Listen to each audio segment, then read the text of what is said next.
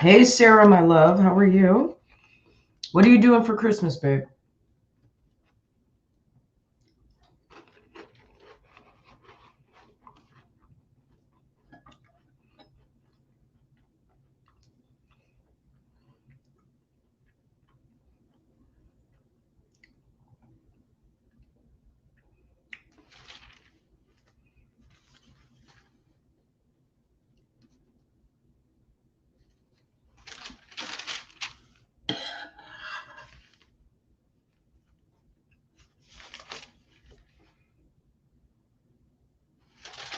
What are you doing for Christmas, sweetie?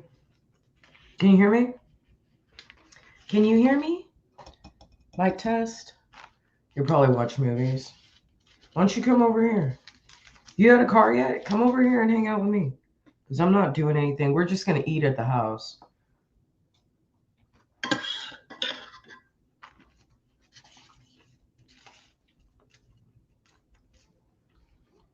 You got wheels right now, babe?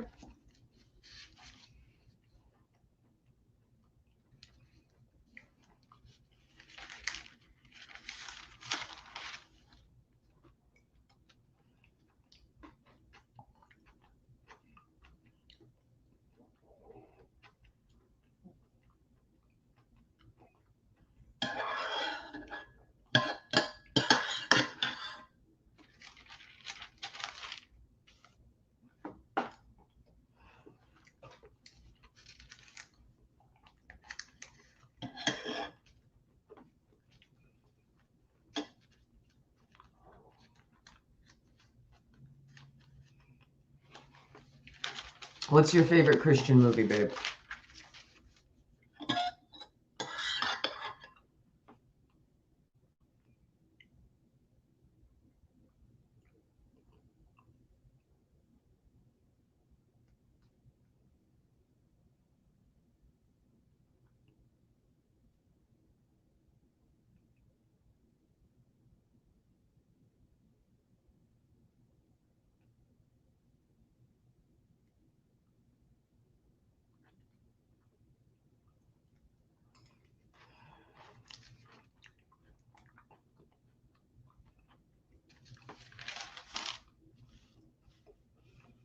Joseph? Well, hopefully, I mean, if you want to come down here for Christmas, come on down. We're going to be eating and we can watch movies too. Hi, Lawrence. How are you?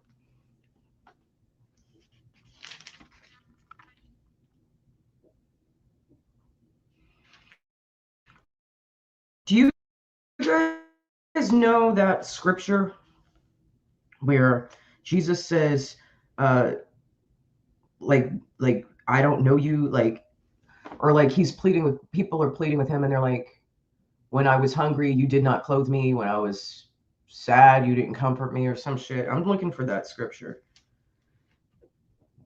Does anybody know it? I haven't read the Bible in 20 years, by the way.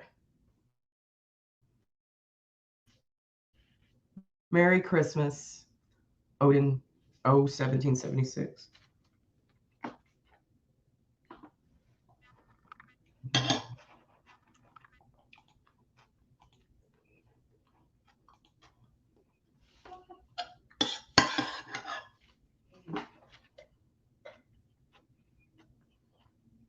Anybody know that scripture? Yeah, we need I need to share that scripture with y'all because some people still don't get it, including your friend Lawrence. And don't ever ask me why I do what I do on my channel, by the way, because I'll bounce you out too. In fact, you can leave now if you like.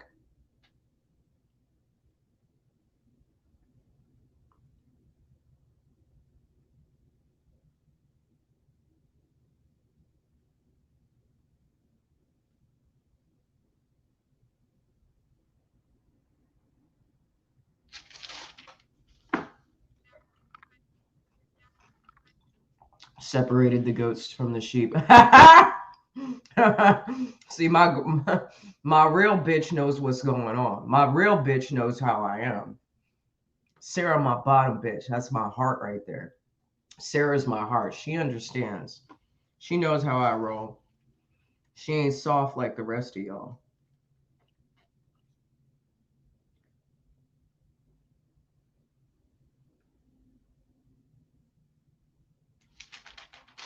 I literally have been looking through the Bible, and I know it's I know it's the red part.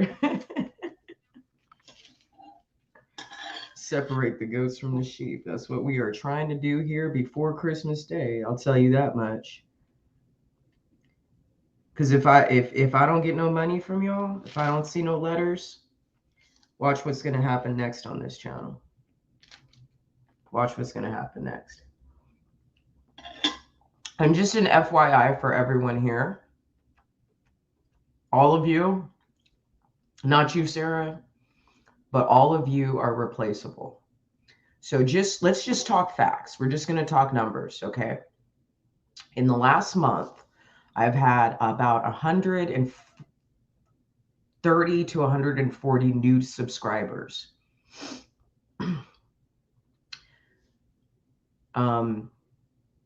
Prior to this last month, my subscriber count on this channel has really, really plateaued, and it's plateaued for many, many, many, many months.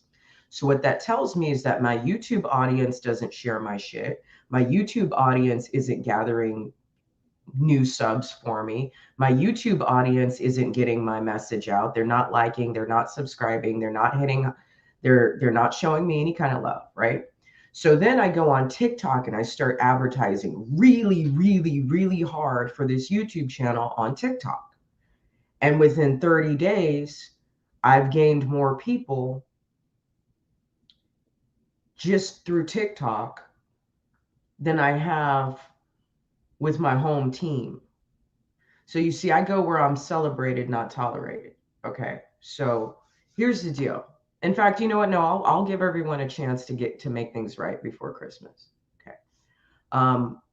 Y'all, some of y'all been with me a really long time. Hello, Lawrence. Hello, Lisa D. I don't know if you've been on this channel before. I haven't seen you on here before. So welcome, Lisa D. This isn't normally the format.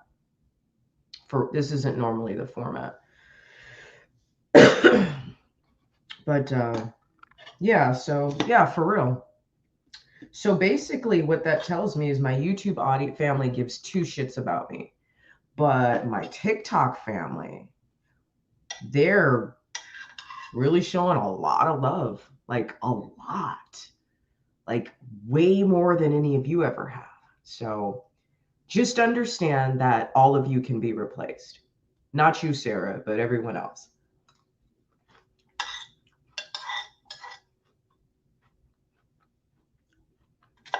Aww.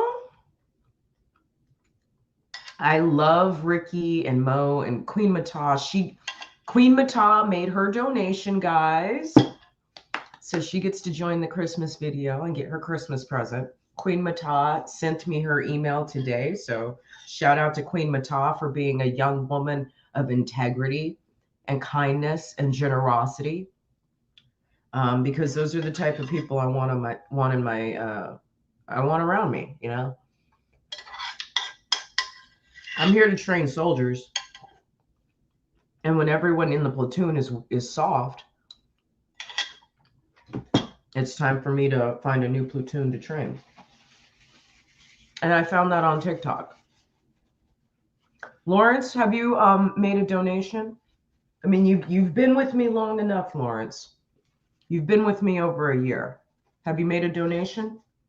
Yes or no?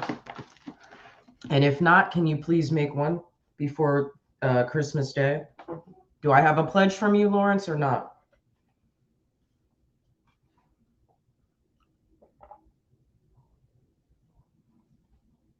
Lisa, you're really not coming in on a good night.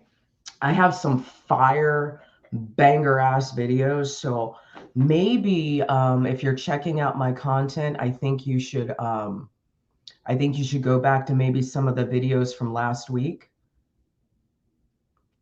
Lawrence, the fundraiser is right here. You're not giving a dime to me because actually I'm not a selfish person and I don't want a fucking thing from any of you. Okay? This is the fundraiser that's been talked about multiple times. Okay. Well, if you have PayPal, then that means you have a checking account. If you would like to pay by check, you can pay by check at defendzac.com. They have an option there for credit, debit card, or ACH. Okay? Thank you. Sarah's my bottom bitch. She gets me. She's my bottom bitch. All right, girl. So you found it. You said it was Matthew 25, 32 through 33. Thank you. I was almost at Matthew. I was trying to find it from the back to the front. I probably should have started from the front to the back. Sarah always has me. She always fucking has me. I love that girl. I can't wait for you to I can't wait for you to become rich, Sarah, so I can be your personal chef. I'm going to be begging you for a job.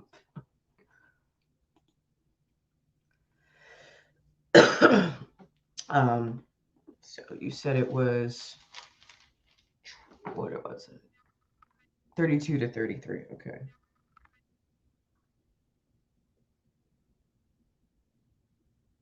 Oh, that was about the sheep and goats. I need to find that one where he says, where the people are like, oh, yeah, bam, it's right underneath. See, Sarah always has me. She always has me. I can think it. This is how cool me and Sarah are together when we're together. I can think it and she does it. I think about something and she just does it. She's so amazing. If anybody needs a personal assistant, please talk to Sarah. She would make an amazing personal assistant, executive assistant. She would be she would work amazing in an operations department. Like, this girl is smart. Okay. I love you, girl. Betty, thank you for your virtual hug. Thank you, Betty, for your virtual hug. Appreciate it. Okay. All right. So, sorry, guys. You need another spanking. When the Son of Man comes in his glory and all the angels with him, he will sit on the throne of his glory. Before him will be gathered all nations, and he will separate them one from another as a shepherd separates his sheep from goats. He will set the sheep at his right hand and the goats at his left. For me, it will be baby goats. Okay. Then the king will say to those at his right hand, "Come, you blessed my Father, inherit the kingdom prepared for you since the foundation of the world. For I was hungry, and you gave me food. I was thirsty, and you gave me drink. I was a stranger, and you took me in. I was naked, and you clothed me. I was sick, and you visited me. I was in prison, and you came to me." Then the righteous will answer him, "Lord, when did we see you hungry and feed you, or thirsty and give you drink? When did we see a stranger and take you in, or naked or clothe you? When did we see you sick and in prison and come to you?" The king will answer, "Truly I say to you, as you have done it for the least of these brothers of mine, you have done it for me." Then he will say at those at his left hand, "Depart from me, you cursed, into the eternal fire prepared for the devil and his angels. For when I was hungry, you gave me no food. I was thirsty, you gave me no drink. I was a stranger, and you did not take me in. I was naked, you did not clothe me. I was sick and in prison, and you did not visit me."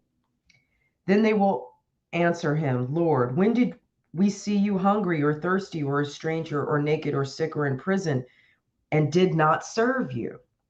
He will answer, "Truly I say to you, as you did it for one of the least of these, you did it not for me." And they will go away into eternal punishment, but the righteous into eternal life. There's a reason that scripture came to my mind today, because while certain people on this channel want to make excuses I'm going to tell you what I've learned about excuses over the beggars can't be choosers, but just asking. What does that mean? What does that mean? Beggars can't be choosers. You think I'm begging? You think I'm begging? I hope you're not saying I'm begging after a year and a half of not asking you fucking people for shit. I hope you're not implying that about me, right? Beggars can't be choosers. What does that mean in this context, Betty? What does that mean? Hi, Stewie. How are you? Stewie, we're having a fundraiser right now. Can you please make a donation? Okay, Betty. Thank you. Scripture is don't start none, won't be none.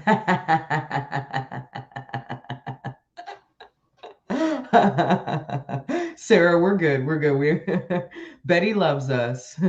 Betty would never come out of pocket. Betty's funny. Betty be having some one-liners on this channel. She's real good.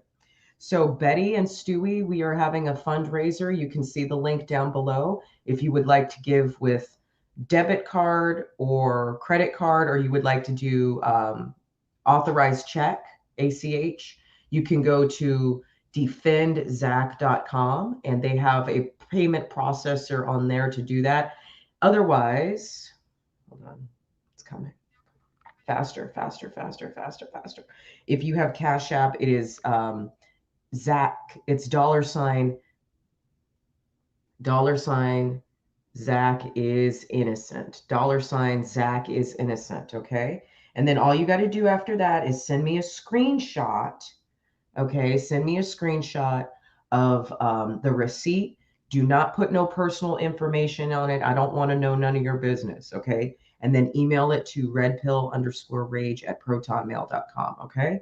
That way you can get your Christmas present and you can get your surprise and you can get your Christmas, your very cardy Christmas video. I don't think I'll be able to live stream it because I just don't have time now. I didn't have time to make it today because I too am broke. But you know, I have $10 though. I do have $10. I mean, I got a $5 bill right here, and I don't even carry cash. I just have a $5 bill. So, you know, it's always nice. You know, you guys, we need to, I'm concerned about your finances, honestly. I'm concerned that you guys don't have $10 of disposable income. Like that's mind blowing to me.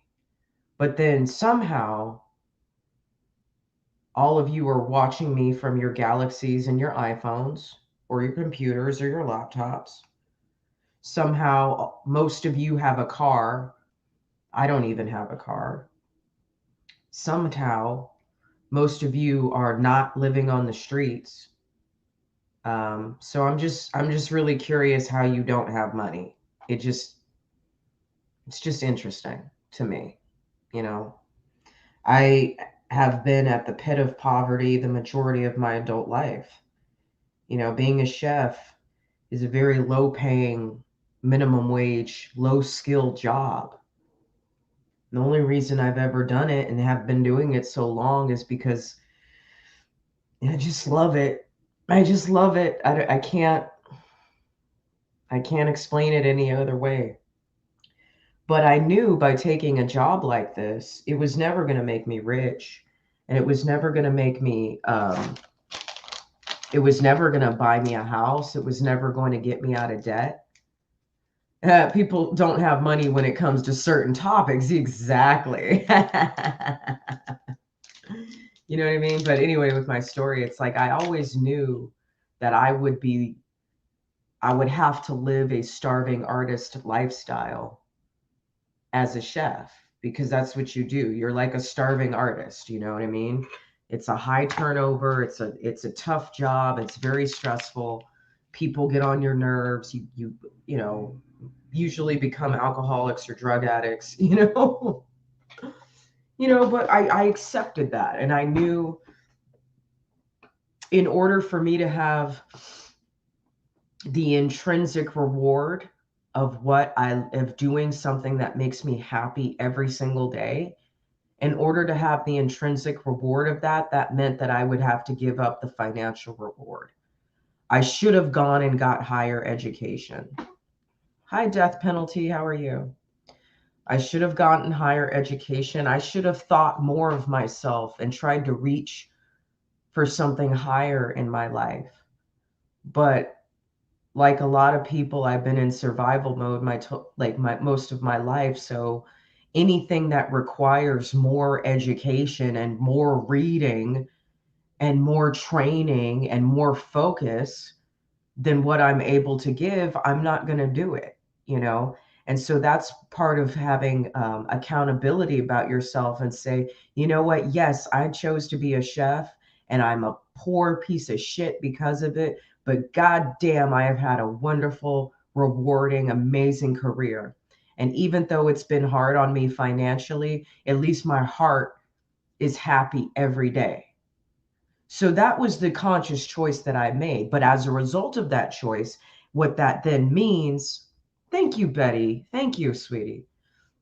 No, I was just a Buddhist for 10 years. And when you're a Buddhist, a lot of shit that you don't understand as a Christian, you start to understand, you know? So with the money thing, it's not that I have money. I don't have money. I'm a paycheck to paycheck type of person. I get paid. Today is Wednesday. I get paid on Friday. I just now zeroed out my account. I'm like today, as of today, I'm at the broke part. Okay. I got just enough weed for the next 36 hours. And I have 2 cigarettes left. So tomorrow I don't get to smoke any cigarettes. It's a sacrifice I choose to make because I make sure to give Zach his money this month. Okay. I gave $25. All right. And I'm only asking you guys to give 10 on the website or give $5 on the Cash App. If you only want to give $5 on the Cash App. Okay. Because I choose to live my life at about between $60,000 and $70,000 a year, what that means is that I have to be very, very careful with my money. Okay. And I've only made between 60 and $70,000 a year in the past, probably 3 to 4 years. So it's not like I was making that much money in the beginning of my career. I'm making that much money toward the end of my career. Okay.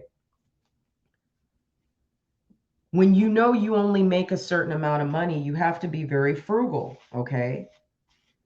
In order for you to have extra money, you have to be able to be frugal. In order for you to get on Spirit flights and, travel the country like I did last year while on unemployment, you have to be very frugal. You have to know that there's things you're going to need money for later on that you're not going to foresee. And plus, it's always good to have a good, 20. And the thing is, even though I'm broke in one account, I still got $30, $40 in another account. See, this is how you got to live life. You got to be able to you got to be able to duck. You know what I mean? You got to be able to maneuver. Okay. Yeah, I'm broke on this account, but I got my credit card, but I got my credit card. Or I'm broke in this account, but I still got $40 in this other account. You will never, it's very rare for you to find me not be able to give $10. If Sarah called me right now and was like, I need $10, she would have it. She would fucking have it. I promise you. If Sarah needed $10, she would have it. I'll move some money around. I'll fucking whatever I need to do. Okay. I'll hit the Cash App. I'm not petty by any means. You can't die with the money. Some people just feel just like the feel good commentary. Everyone is always broke. Well, I mean, I don't know what you're talking about there, but thank you. The Cash App, if you want to do $5, the reason I say you can do $5 on Cash App is because If you go to the website, it's a $10 minimum.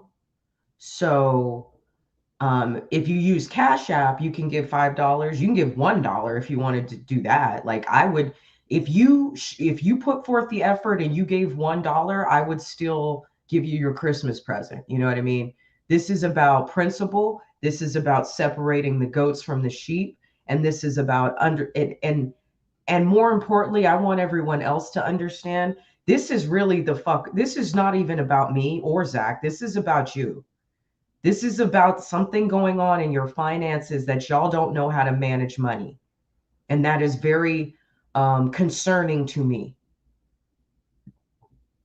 If you guys don't know how to manage your money, that is very concerning to me. Because if I can survive on the amount of shit money that I make, I don't understand why other people can't do the same. Okay, I'm not making that much more money or less money than anybody else, but somehow my bills get fucking paid and I still have money for cigarettes, beer, weed, and a couple spare extra dollars in case someone in my life needs it. Sometimes my little cousins, they need me to cash app them $20, $10. They're hungry, they're out somewhere with their friends, they need money. I have that money. Okay. If someone needs me, I fucking have it. Even my daughter's ex-boyfriend, who knows about the situation, he still stays in touch with me. Poor little 18-year-old boy, his own mama ain't shit. Maybe if my daughter thought I was such a piece of shit, we should have switched, so I could have a son that fucking appreciates me instead of a daughter who doesn't. But sometimes I send him money because I know his mama ain't shit and she won't do anything nice for him. I'll send him, a little $10, $20 because I don't want these kids out here not eating. I don't want these kids out here not not having what they need.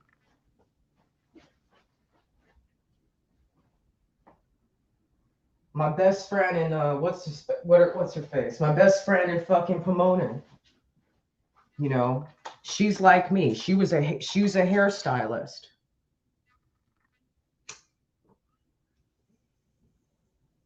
Carl, hello. How are you? She's a hairstylist, so she's lived the starving artist lifestyle her whole life. Okay. She doesn't have she's 40 something years old, has nothing to fucking show for it. But somehow all her bills get paid. And if she needs a little, $20, $30 because she just spent all her money on the kids, I have that to give her. So now I'm just concerned. How do y'all not have no spare cash? Like, I'm just curious.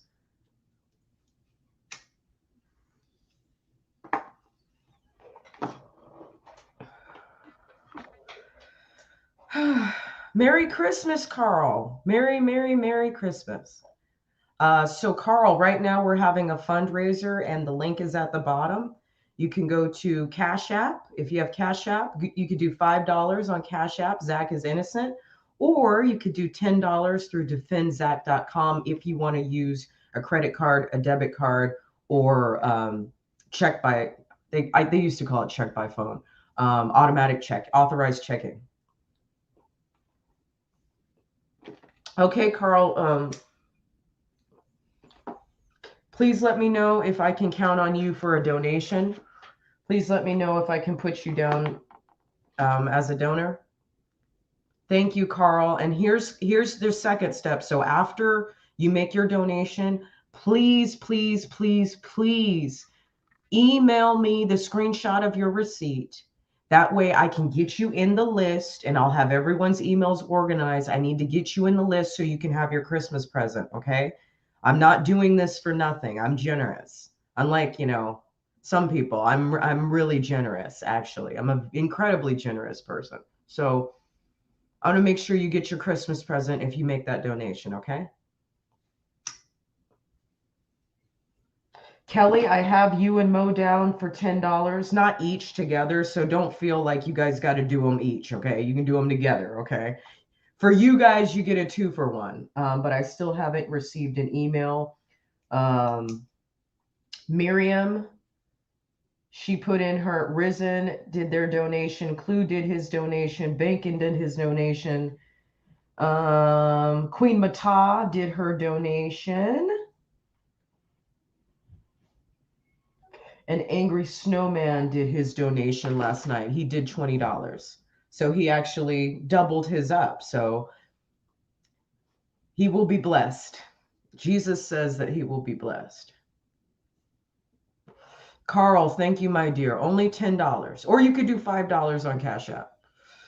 So if you only have 5, give 5. That's all I'm asking. If you have 5, give 5. Your mommy's here. Mommy's here.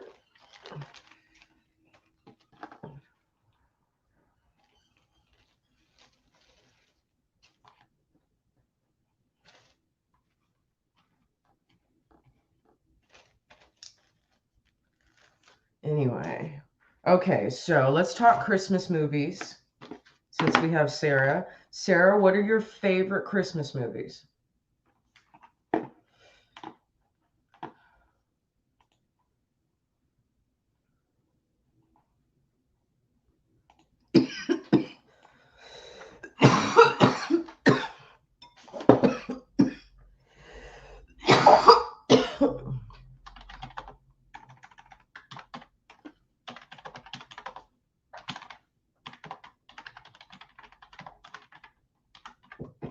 She's here.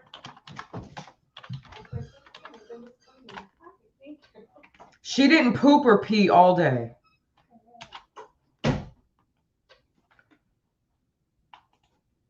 All right, let's talk about this. What are our favorite Christmas movies? Okay. So for me, definitely Gremlins for sure. For sure. Most people feel that Die Hard counts as a Christmas movie. I will agree. I will say so. I like Home Alone was good. Yes, yes, yes.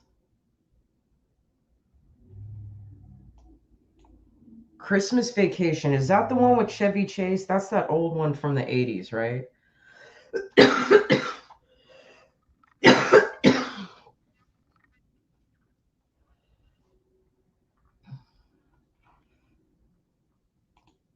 Kelly Ray, my son needs money most of the time. At 24, I still don't mind helping him out. I'll just go out and make the money back. Exactly.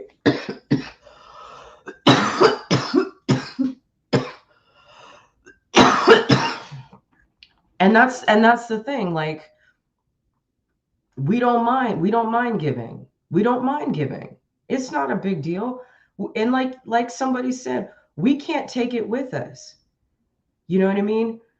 If you are disciplined enough to save your money and save it and save it and save it and save it so you have a wonderful retirement, God bless you. I think that's awesome. But I don't know if I'm going to live that long. So I'm spending all the money. I'm spending everything I got. Okay? Within reason, reasonable. Because I need to enjoy my life now. I don't know when I won't be here. So on one hand, it kind of sounds like I'm making excuses for being a working class person who lives paycheck to paycheck. But on the other hand,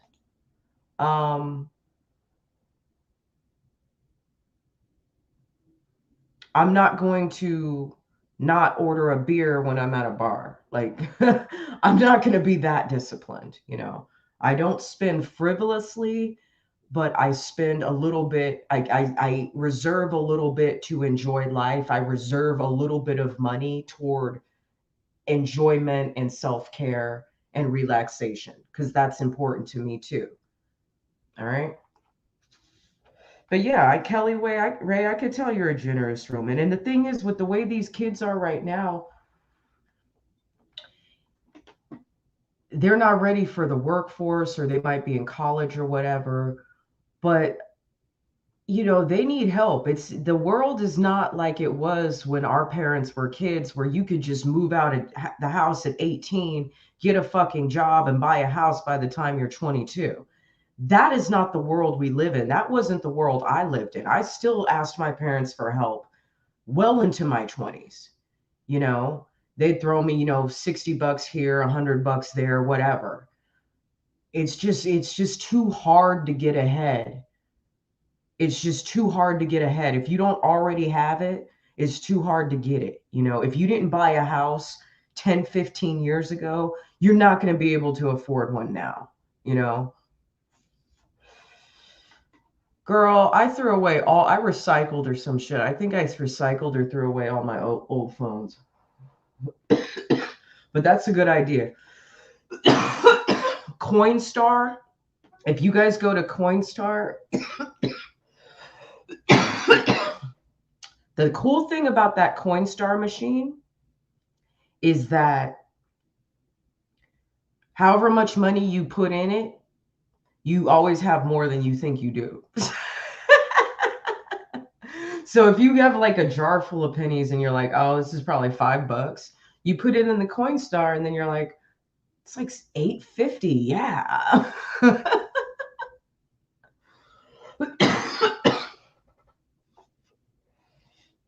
Speaking of cigarettes, I'm going to go have one right now. But you guys, anyone wants to jump in the chat? Actually, Kelly, why don't you jump in the chat? I need you to host if you have time. If you don't, if you're not busy right now, I need you to host the Christmas movies. Host the Christmas movies.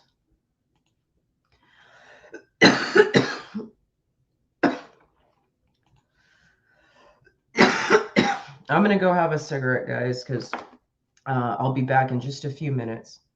Had a jar of money come to $50. Yep. And how much did you think it was going to be? You probably thought it was going to be less than that, right? That's what's cool about Coinstar is like, you're always going to be, it's always a good surprise. You know what I mean? It's a good surprise. But yeah, Sarah, if you want to jump in and host the chat so we could talk about Christmas movies, that would be awesome. Or Kelly Ray, if you could do it, that would be wonderful. I just need you to jump in for like 2 or 3 minutes. That's it. Well, give me 3 or 4. Okay, so you thought it was 10, it ended up being 50. Exactly. You had it was like a good reward, So, Sarah, if you're not busy, jump in. Otherwise, Kelly, can you do it? Bye.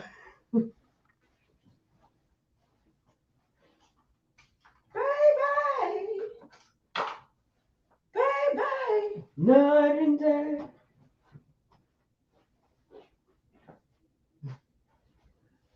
I'm going to have to change my clothes right now, guys. Maybe I might need 10 minutes.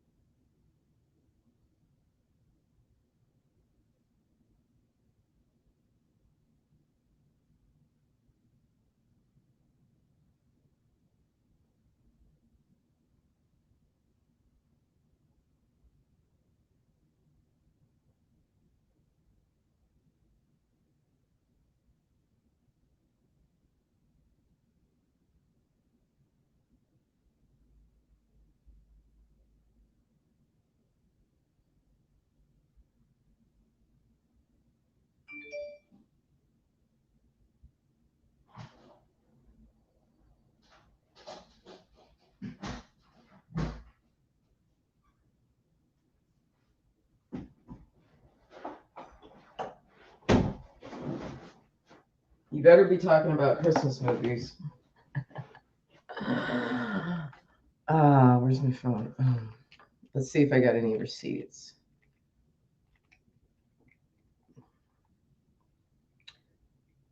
What's your favorite Christmas movie, Adam?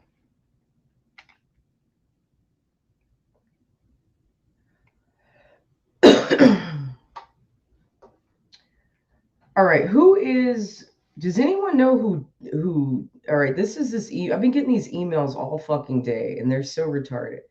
It's JONAZRAMOZ 007 Jonas Morozo or Jonas Moroz 007, something like that.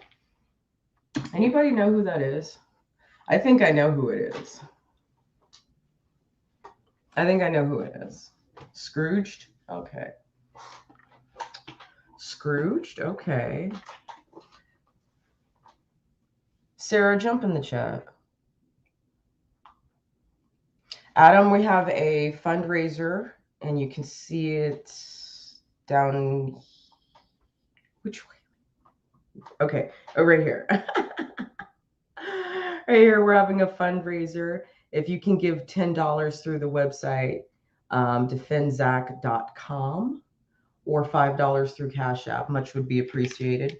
We do have one veteran who's going to be sending Zach a letter, so she's going to get her Christmas present, and she'll be invited to the private Very Cardi Christmas video. I don't know how I'm going to pull it off, but I'm going to pull it off. Okay. All right. We'll make it work. The show must go on. You know, it's better done than perfect. And I learned that a long time ago. And for those of us who are perfectionists, hey, Sarah. For those of us who are perfectionists, come back. We need to learn that. Better done than perfect. Hey, Kelly. You didn't have to give that much. Thank you. Oh, thank you. Thank you. Thank you. Thank you. Thank you. Thank you. Thank you.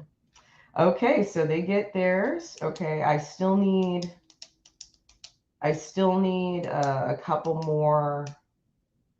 I still need a couple more from you guys, and then I have some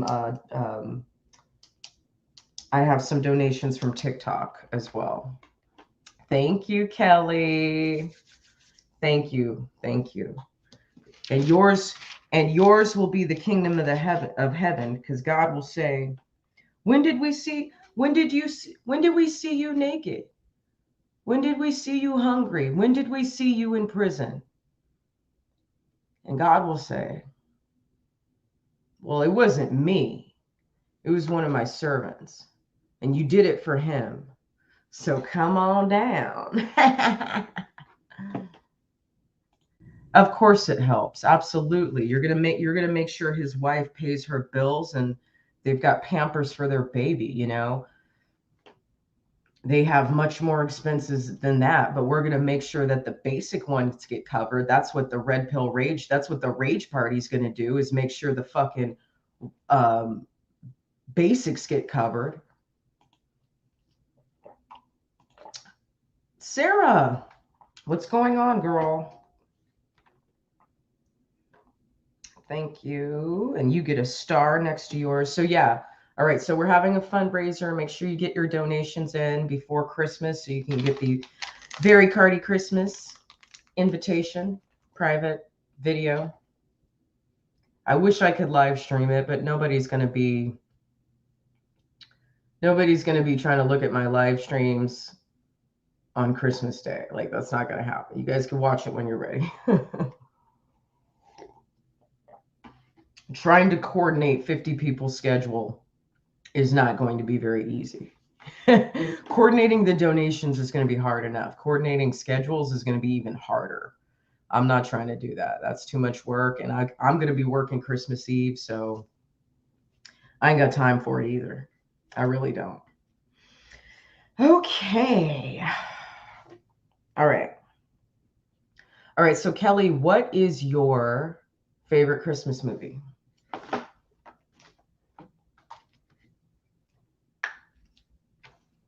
Hey! Boom!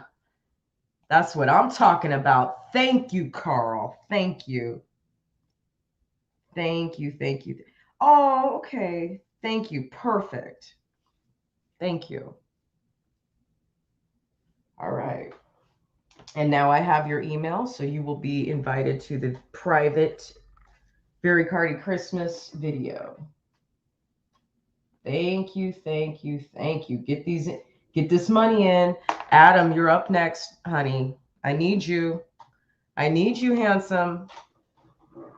I need you to come through, baby, with your fine self. Okay. Christmas story? Okay, for sure, for sure. Thank you, Carl. Thank you, thank you, thank you. You'll all be getting your Christmas presents on Christmas Day.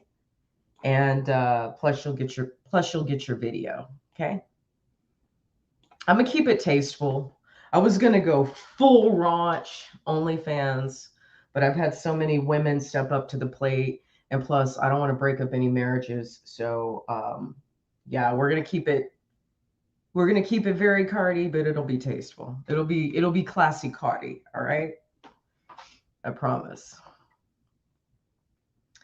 All right. Carl, did you say, yeah, you said Christmas Vacation. And then I said Gremlins. Sarah says Rudolph the Red-Nosed Reindeer. Fuck yeah. The Island of Misfit Toys. Hell yeah. Home Alone. We got that one. All right. Kelly, you want to jump in just for fun? Just so I have someone to talk to. I need someone to talk to. Hell yeah. Carl did his. Carl got his. Kelly and Mo got theirs. But yeah, you know, oh, shit. I got the juicy gossip. Okay. So this came to my attention.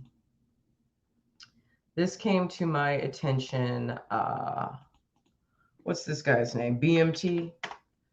So BMT, when he was in my show the other night, he couldn't clap back. During the live, but apparently he's been clapping back on his own channel about the live he did with me. But I had to hear this through a third party. So I haven't watched it. Because as far as I'm concerned, if he doesn't want to call me out, oh, that's another one, good one. If he doesn't want to call me out, then fuck him. But let's just see what he says. It'll be funny. Let's see what this hotep has to say about me. Red Pill TMZ. BMT versus Red Pill Rage. Ding, ding, ding, ding, ding, ding, ding. Let's get ready to rumble. Oh, you got to go to work? Okay. Well, you have a wonderful night at work. Mr. Brading, hello. What's up? Texas check. Texas check. Texas check. All right. Let's go. Let's go. Let's go. Because the countries that y'all like to talk about and say, well, look at. Y'all just doing the same shit. That's why I tried to listen, bro. That's what I said, man. Y'all be pandering so much to y'all chat. Y'all black conservatives are something different, man. Y'all something different, y'all. Now, I'm gonna be fair. I'm gonna be fair for her because she is a mixed woman. She's half black, half white. So of course, you know, she has to pander. You know, she can't turn up the way she wants to because she knows damn well, you know, if she say too much something, she'll be in trouble. What's going on, Lawrence? Fuck this nigga. This is why, yo, man, it's like every day. y'all be making the pantheon of people, right, bro? And you know, I get it. I went up there knowing what it was gonna be about, man. You know what I'm saying? Like, listen, bro. So I went on a panel earlier. Let me show y'all the panel. Let me show y'all. Do I have it? Oh, he's going talking shit. He talking shit. Okay, let's go, nigga. Let's go. Yeah, I know I should have it. I think this is the one been sending me all the emails. I think it's this dude. Yeah. I guess it took him a day or two to research. I'm gonna pull it up. So let me go ahead and pull it up for y'all. And I'm gonna show y'all. Most people don't know how. I'm gonna show y'all what I'm talking about. Like Lawrence, hold on. I'm gonna show y'all, man. Like Lawrence just donated. Okay, send me this screenshot. Okay, Kelly and Mose came in. Carl's came in. Lawrence, send yours in right now so I can get you down on here. Okay. I need those. I need to see that screenshot, plus so I can make sure that I have your email so you can get your Christmas present and your private stream. I haven't used the N-word in 20 years, and that was only to talk about a joke in Sanford and Sons. Well, I can say it. Yeah, exactly. And I was like, yeah, if Sarah says he needs, so if this guy's going to give you another headache, Sarah, I won't play it. But I'm just curious. I mean, let's red pill TMZ this motherfucker. Like, I want to know what this nigga's been saying about me that he couldn't say in the live. He had to fucking make this video about me the next day. He made this video about me the next day. And just now, as of today, I'm getting fucking bombarded with this dude's emails with him trying to tell me about myself and trying to tell me my facts and shit. So let's see what this nigga has to say. Stupid. Hotep ass.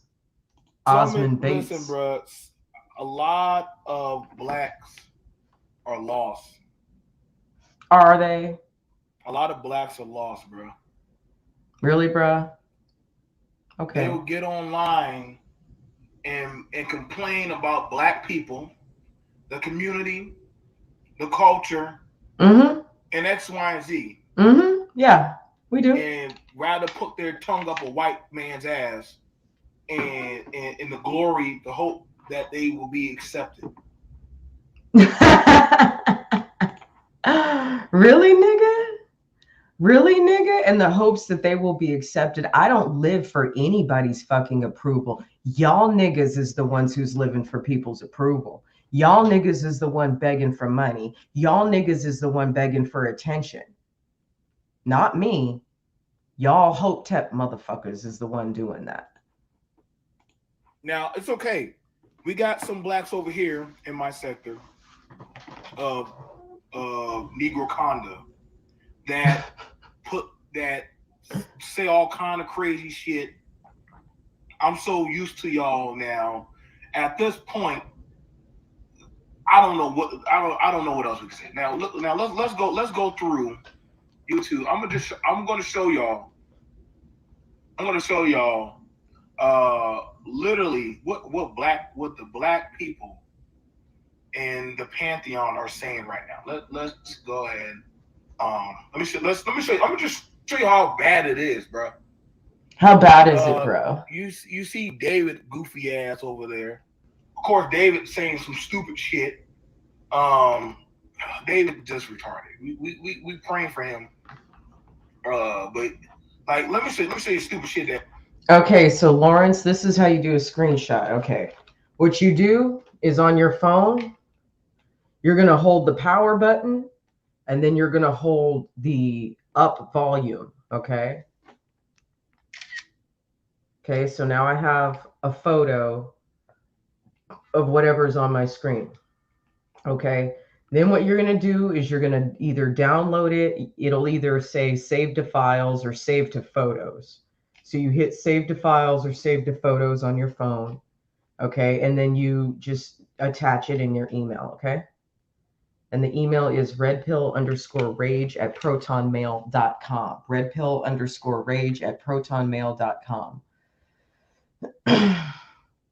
All right. Thank you. Thank you very much, Lawrence. I'm gonna keep refreshing my phone until I see it so I can give you your shout out. So I appreciate that. So yeah, let's see what Hotep has to say. A lot of these motherfuckers say, bro. Um, Can you why? see, What? bruh? What's going on? Where you going? Can you I'm gonna see, show you. Don't bruh? worry, I got you. I got you. I got you. I'm gonna show y'all Get because some some of these, glasses, listen, nigga. bro. Some of y'all be putting y'all tongue up to people that like y'all don't have to. And BMT doesn't have to be so damn vulgar. Why we got to talk about rimming? Why do we have to talk about rimming? Because I have an opinion. See, this is where the liberal man's mind goes. It goes automatically to that dark place. I'm sure that would be his fantasy. I'm sure he would like to watch me do that to some white man wishing it was him, but that's not the reality of it. Okay. He couldn't pay me enough money. Okay. I live my life the way I want to fucking live it without anybody else's approval. I don't beg for people to like me. I don't beg for people to respect me. Just because I carry myself in a way that you feel is disingenuous, that's your opinion. But it works for me. So shut the fuck up. You know, it's just hilarious. Of course, they never can. They never can. Okay. Can you make screenshots on a laptop computer? Yes, you can. Um, if you have an IBM computer, it's going to be called print screen. So you hit print screen, and then what's going to happen is you're going to have to go into your Paint or a Word program, like a word processing program, and then you're going to have to copy and paste. So when you hit print screen on the computer, what it does is it takes that snapshot and it copies it, but it doesn't create a file yet. You have to paste it into something to create that file. So you'll paste it into Word or you'll paste it into Paint. Okay. So that's how you do a print screen. A screenshot is what we say for cell phone. A print screen or a screen capture, if you have a Mac, is what you do for your computer or your laptop.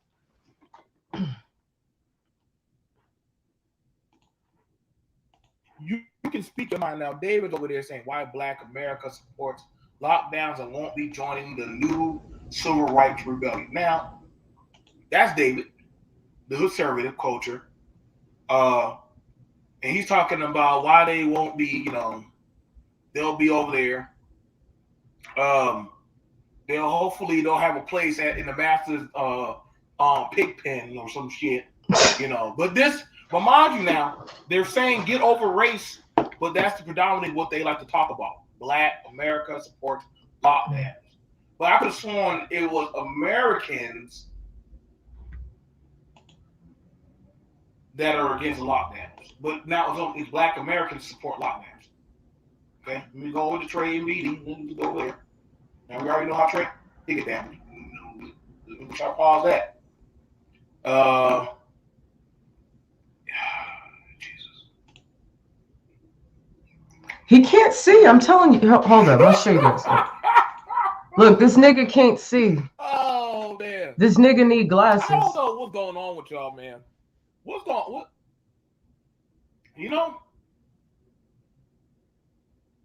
I'm not even mad. I'm not even mad. I'm not even mad. Because honestly, we definitely know.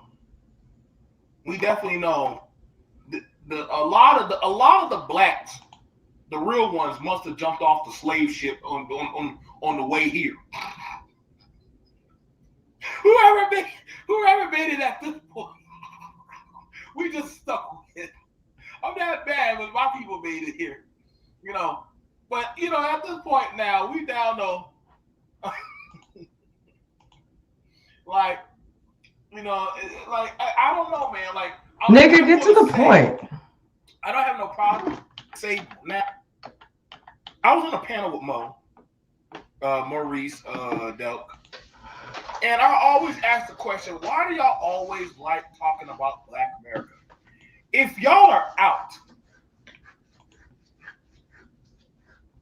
I always ask Blexits, Black conservatives, if y'all are out, Black Republicans, don't worry, I know we got the Democrats and they got their issues too. I don't agree with any political party, but I want to talk to a lot of the Black conservatives. You know what I'm saying? Get to the point. Why do y'all like punching at your own race? They're not my race. They're not my race. But and I'll punch at anybody's race that needs to be punched at. About any other we got to change the playback speed. This nigga talk too slow. Well, no, we know y'all talk about the Hispanics. We know y'all talk about the pretty much any of the smaller groups. As long as they don't have really economic y'all punch at them.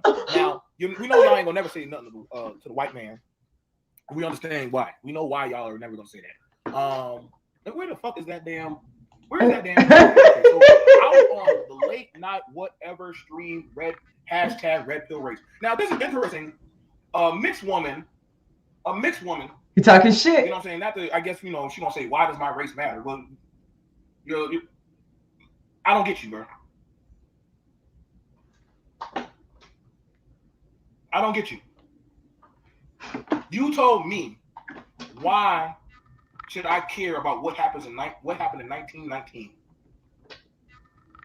When every year y'all have the 4th of July, y'all have all these American goddamn historical, let's remember all this shit.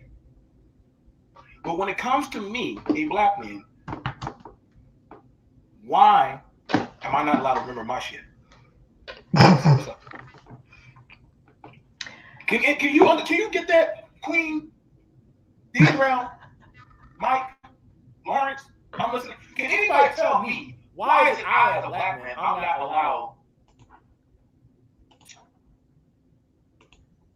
Because your racial perspective about the purposes of the revelation of the history of the Gullah and Geechee peoples of South Kakalaki does not pertain to the necessities and necessitarians of today, nor does it pertain to the abortifications and the executifications of the black babies. Can you dig it, man? That's why, motherfucker, because knowing your Geechee history does not save any fucking lives. And it doesn't better you, and it doesn't better your people. And I would love to see the receipts. I would love to see the fucking receipts of these lawsuits that you say that you have to take back land. Do it. Good fucking luck. I wish you the best. I hope you do take back the land for your people. But I doubt that besides speculation, you probably don't actually have any paperwork. So hopefully your lawsuit, hopefully you do. Hopefully the paperwork goes through. Hopefully you win your lawsuit, and hopefully you get your lands back with interest. What you going to do after that? What you going to do after that? That's my question. You gonna build low-income housing? You're gonna take that money, you're gonna build some businesses, you're gonna reestablish Black Wall Street. Go ahead, do it, because Jay-Z hasn't done it, Beyonce hasn't done it. I don't see any charter schools, I don't see any private schools. All I see is profit off of culture that is demeaning and degrading and continues to make little Black girls and little Black boys hypersexual and violent.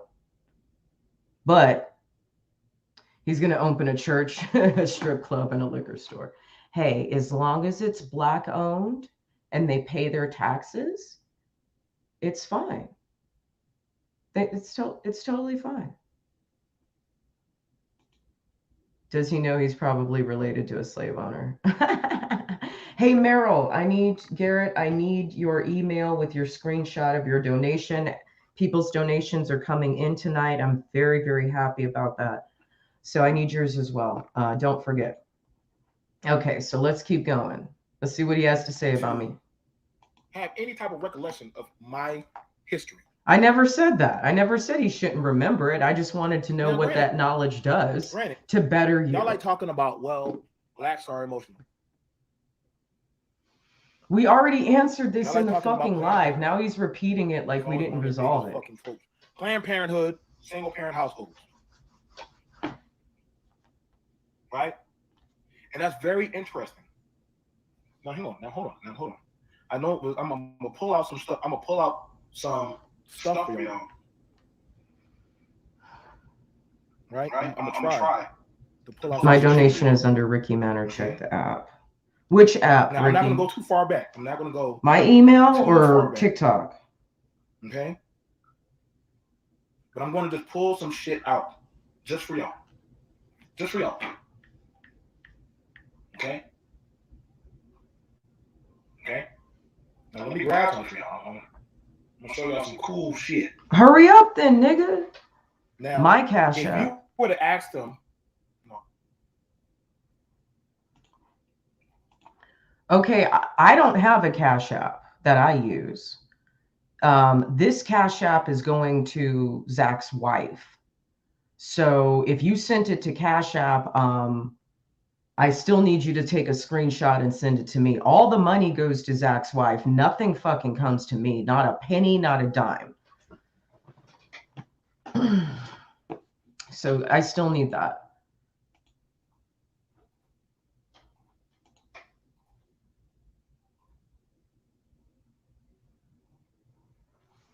Dude, will you get to the point? God. If you were to ask them, do y'all know who this guy is? This is Gary Webb. In 1996, Gary exposed how the CIA hired drug traffickers to sell massive amounts of cocaine in the United States in order to raise untraceable funds to finance a terrorist organization who were trying to overthrow the Nicaraguan government. These massive shipments of cocaine ultimately sparked the crack epidemic that decimated inner cities during the 90s. We know about that. As a result, mainstream media vilified Gary Webb. Now that was by Dennis Furlan. Shout out to Dennis. He put that out there. I had to grab that. But that caught me. And I wanted to look up about Gary. I'm like, wait a second. The crack epidemic affected my people. But y'all like to bring it up that your United States government, Mr. Republicans, right? That y'all say, why can't we all be American? Had no problem bringing drugs into my community. But so then what? You'll have it where somebody will say, y'all need to get over that. So throughout the 90s, when crack and cocaine and heroin were being pushed. Yeah, and pills are being pushed in the white community now. So what's your point? Pills are being pushed in the white community now, but meth is being pushed in the white community now. So what's your point? What's your point? Just because you guys were introduced, or not you guys, just because blacks in certain cities were introduced to something that overtook them. By the way, you know white people are crackheads too, right? There's plenty of them. Plenty. No, he doesn't have a point. He doesn't have a point. And the lack of self-control is not the white man's fault. Okay? When y'all start putting y'all's babies in ovens, when y'all start selling your children to pimps for drugs, I don't think it's a crack problem. I think it's a human being problem, you know? And y'all don't want to be human beings. Y'all don't want to accept responsibility for being human beings. Yes, remember he came in the stream? Well, here's what happened, Garrett. So apparently the next day he put out a video, which is this video talking shit about me. So I thought it would be, I haven't watched it. I literally just put it on. Someone told me about it yesterday, but like I didn't really give a shit. But I thought it would kind of be fun to just see what he said. And so I'm still waiting for the point.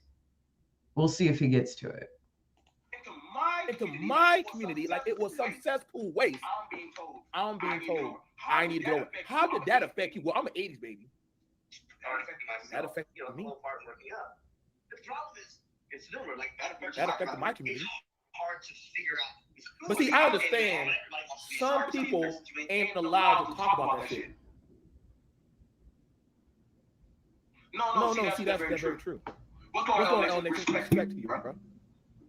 Respect to you. What's going on, Renaissance? No, exactly. Gary was the first white man to confirm, because you know,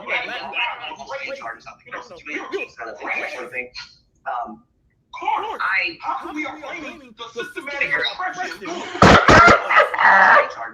We just get over it. This is why I be calling the bullshit out on the conservative side. But I'm like, y'all keep saying get over this shit when your same group had no problem selling this shit. Now, we're not going to say that the Democrats were involved, but everybody that fucking got that out. Vote. Welcome, Carol. Sit down at the table. I got kicked out the conservative. So I want y'all to understand that, because y'all is not going to be doing no more Republican conservative fucking talk no more. I am done trying. I don't jump and beat on other races, but I'm not going to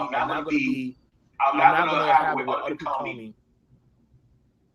where I can't talk about the shit that affect my race.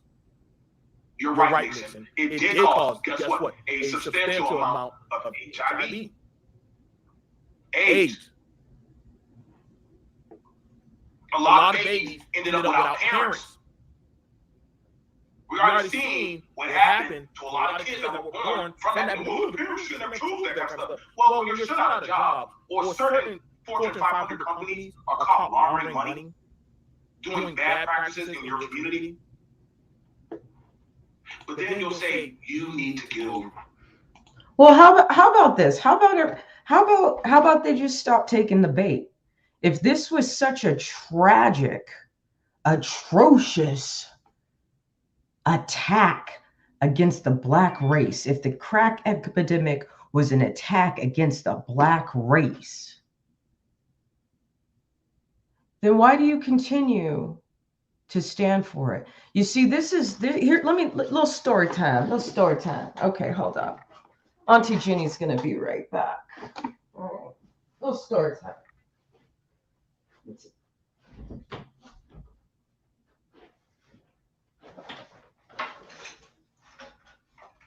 Oh, jeez. There we go. It was right here on my desk the whole time. Okay. Little story time. Okay. Real quick. This is why I don't have any tolerance. Okay. So I have these are some of the pictures from when I was in Guatemala. And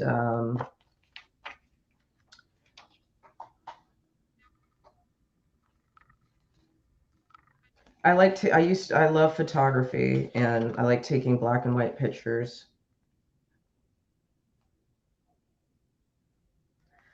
All right, so gangs in the cities and gangs in indigenous areas are very, very different. So gangs in the cities, obviously, they control the whole city. They intimidate people. They're all like carteled out, right? They all have a lot of tattoos, and they kill people and they rape people, and they do what gangs do, right? It's pretty much the same all over the world. And I was sponsoring this kid right here. Oswald Rivera Maton. Osvaldo Rivera Maton. Yeah, that was his name. Okay. So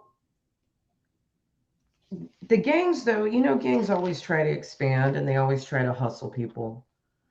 So here, the pictures that I'm showing you is what the kids look like and what the people look like in the indigenous areas, not so much the city. And one of the things that they told us is they said, if anybody has tattoos on their hands or their arms, you need to cover it up. Because out here, that's a sign of gang affiliation, right? That's a sign of gang affiliation, right? So people are going to think you're in a gang and they're going to want to come get you, right? When gang members come and try to recruit in the indigenous areas, do you know what happens to them? Do you know what the men of these villages do? They get their machetes and they chop them up and get rid of their fucking body, throw their bodies in the fucking jungle, or give it to their animals as feed. Okay. The men of those cities won't stand for it. So if the Black community would put as much energy into standing up to the kingpins of their own cities, if the fathers would stand up to the gangs, we wouldn't have anything. We wouldn't have gangs, okay? Y'all wouldn't have a gang problem. It's really that simple. And they always want to chalk it up to, well, there needs to be opportunities and educations and programs for the people, right? They always want to say that, right? Well, what you need is discipline in the home and fathers and men who are willing to choose what is healthy, what is going to create healthy outcomes for their children, instead of choosing to co-sign on the niggerization of the criminality of the niggas that is on the block. Okay? Right? So I'll show you some more pictures, but oh, damn.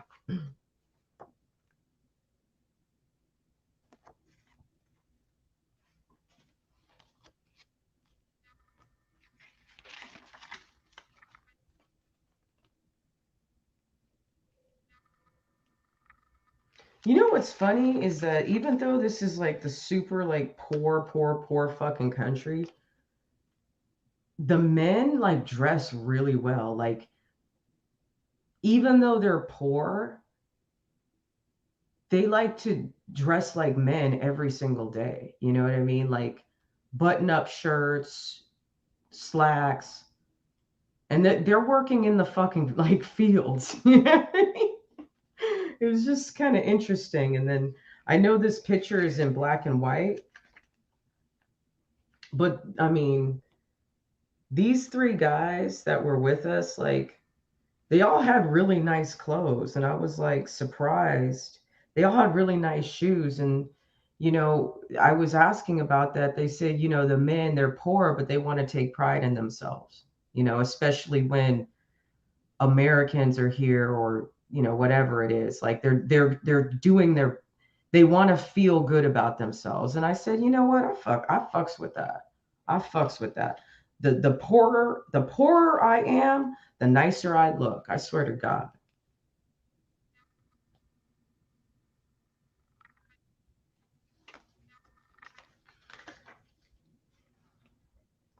Yeah, I'm sure he's trying to send his followers against me, but I could give a shit. I don't care.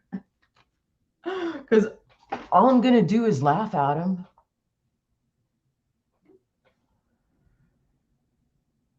I'm not even going to go in hard on him. I'm just going to do a light surface, very high school level roasting. That's all I'm doing. Very, very, very beginner level, entry level roasting. I'm not even going to go hard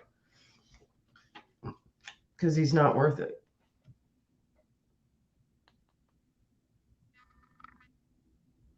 And now that these donations are coming in, ooh, I got Ricky. I got Ricky. Ricky's donation just came in. Thank you, Rick. Yes, yes. Thank you, Ricky. Oh!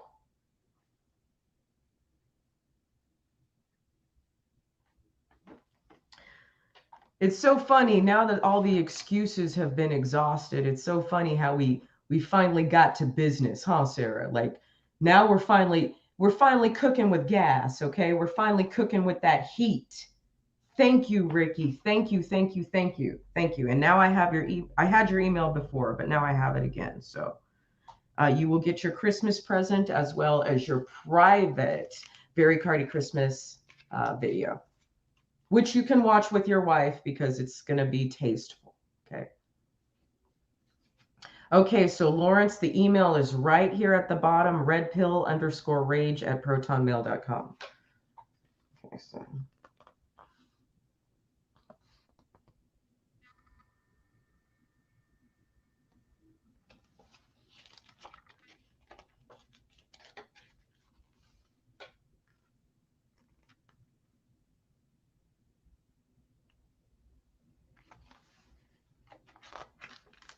This is one of my favorite pictures.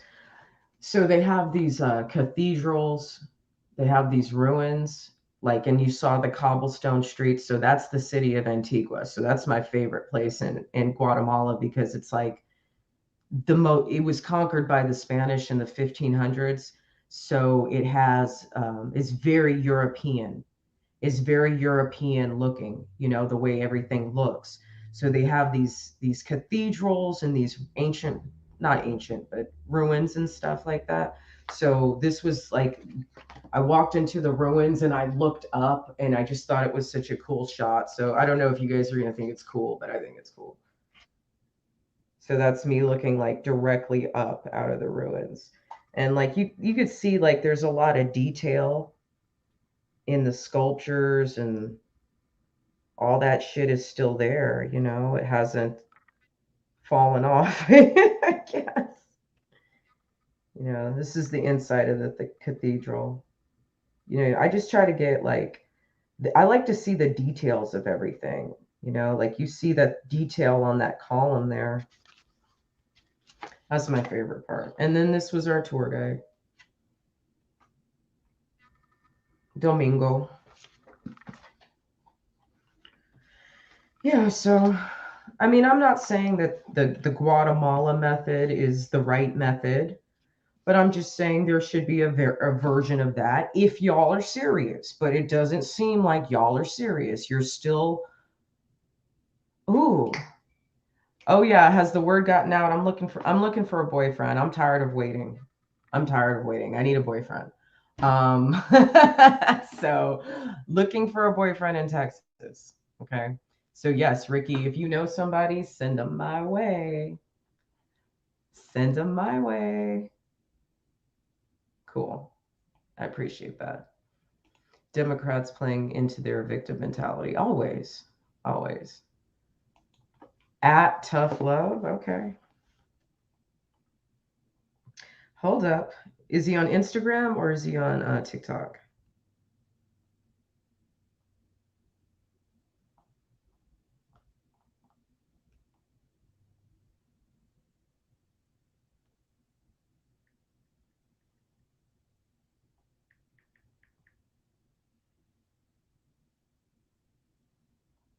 Nurse Tough Love? Ooh, that sounds like some dominatrix shit. Oh, on YouTube. Do I like old white dudes? You moved to Texas. That's how his channel is found. Got it. Okay, so we'll look at his channel afterward. Sounds good. Sounds good. All right, so let's see what else this nigga got to say about me. Why we got to be niggas?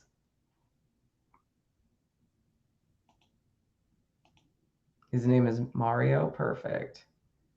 Yes. Cool. I want to go on a date with Mario. I can respect you with that, Carol. I can respect you with that. At this point, hey, Carol. Anymore. Like, y'all ain't gonna get me on these panels. I'm not fucking at this. What did Carol say? She's one of ours. And that's where you even with Hold on, let me take the captions on.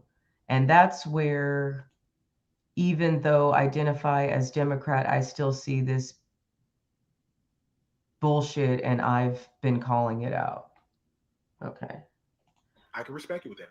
That's one of ours. At this point, I don't even give a fuck anymore. Like, y'all ain't gonna get me on these panels. I'm not fucking with a lot of y'all no more, bro.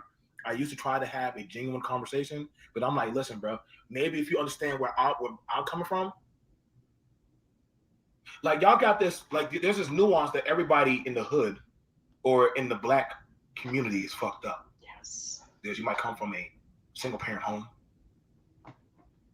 You might get food stamps. You might get welfare. Nah, freeze on. Nope. Fair game tonight. Fair game tonight. I played nice. I literally played nice. I tried to have a conversation. Motherfuckers wanted to shoot the poo at me. Hey, the white people said they don't want to hear me talk. I said, oh.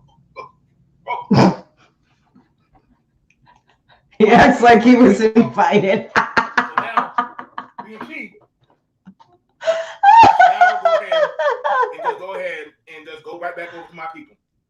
Yeah, go back to your people, please. Go back to your people. That's crazy. It's fun.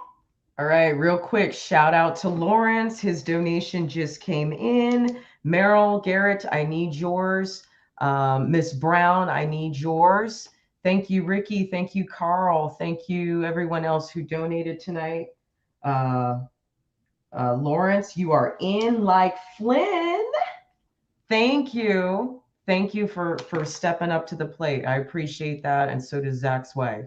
Okay. This money is not for me. This money is for someone else. This money is for someone who needs it more than me. This money is for someone who can't work and can't provide for their family. So we're going to make sure that his family has the basics. We're going to make sure that there's Pampers in the house, the lights are on, and the fucking bills are paid. Are we gonna be able to send them on a fucking vacation? Are we gonna get him out of jail? No. But we can make sure that their house has supplies, that his children have what they need for Christmas. Okay? All right. Identify as black, and I was the one to say to get him off the show. But that was funny, Garrett. He acts like he was invited. Oh, he's so entertaining. I love it. Funny because the countries that y'all like to talk about and say, well, look at these countries, look how hard they work. I've been to those countries. I've been to Russia. Okay, good. China. Good. And to the Middle East. Good. What else you want to call? What countries have your government not fucked up? Or not in bed with? Well, we're pretty much in bed with everybody. We'll admit that. Yeah, we are. But I wouldn't say we're responsible for fucking up every country. The thing about it is, we didn't cause. You can't. No, nigga. No. Nah, nigga. We're not gonna play this game. I'm not playing these games today. All right? We're not playing these games. Nigga, listen. The shit going on in these other countries, with or without American involvement, they've been having problems for hundreds of years, if not thousands of years. So don't put their problems as our responsibility and say that I shouldn't love my country because of some shit that happened fucking 80 years ago or 60 years ago. Covert operations is a very real thing. Has our government been involved in coups? Absolutely. Is our government corrupt? Abso-fucking-lutely. But I'm not concerned about that. I'm concerned about me, us right here, this civil war that's happening on this American soil right now. That's what we're concerned about. So if this motherfucker, see, this is what it's a deflection. It's a deflection. He can't stay on topic. He can't stay on topic. What do facts about socialist, communist, red propaganda and the technique that was used to infiltrate it into Black intellectualism, what does that have to do with me visiting Russia today? That has nothing to do with me visiting Russia today. If you go to Germany today, you don't see no Nazis out there. They're not there anymore, but that doesn't mean that there weren't Nazis in the late 30s. Am I not allowed to state historical facts just because I haven't been to that country? This nigga is all over the place. It's like he has ADD. If you don't know, see, here's the thing about it. If you, let's say I bring a car into the car shop, right? What are they going to ask of you when you bring the car into the car shop? What is the history of the car? What's the year? What's the maker? What's the model? What happened? They're going to ask you what happened. How did it get to this point?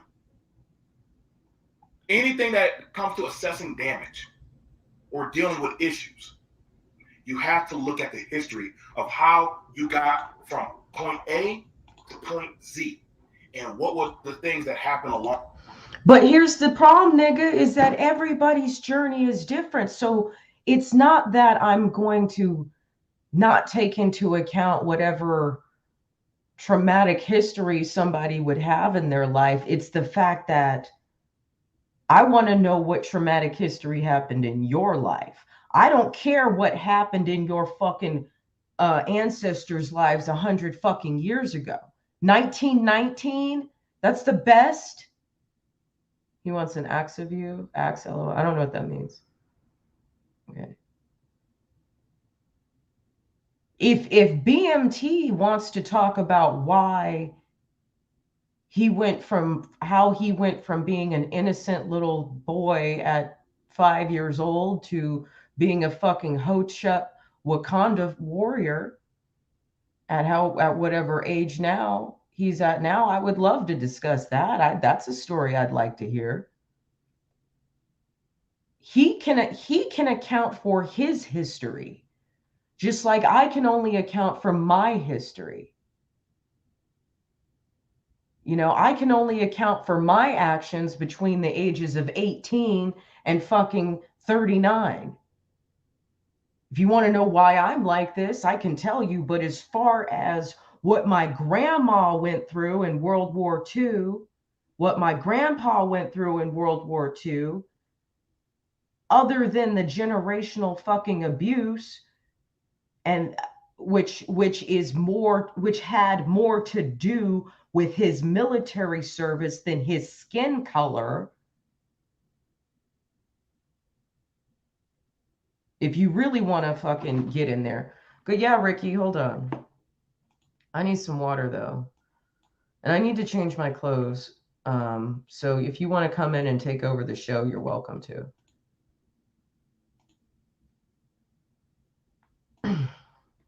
That all has more to do with his abusiveness didn't have anything to do with white people. His abusiveness toward his children and his wife had to do with what Imperial Japan did to him overseas when he was a POW. That's where the drinking and the abuse and the raping and the murdering that my grandfather did, that's where that came from. He would have flashbacks and he would be speaking fluent Japanese. Okay. But again, that was 80 fucking years ago. What do I do? As far as my life is concerned, do I still want to be a borderline? Do I still want to attract alcoholics into my life? Do I still want to attract all these people who got all these fucking problems because they think I'm codependent? Because maybe I am fucking codependent. I don't fucking know. Everybody's codependent. Everybody's looking for somebody to fucking save them. No, I'm getting off the hamster wheel. I'm getting therapy and I'm staying the fuck away from y'all crazy motherfuckers. That's what I'm doing. Anyway. We have a guest, Ricky.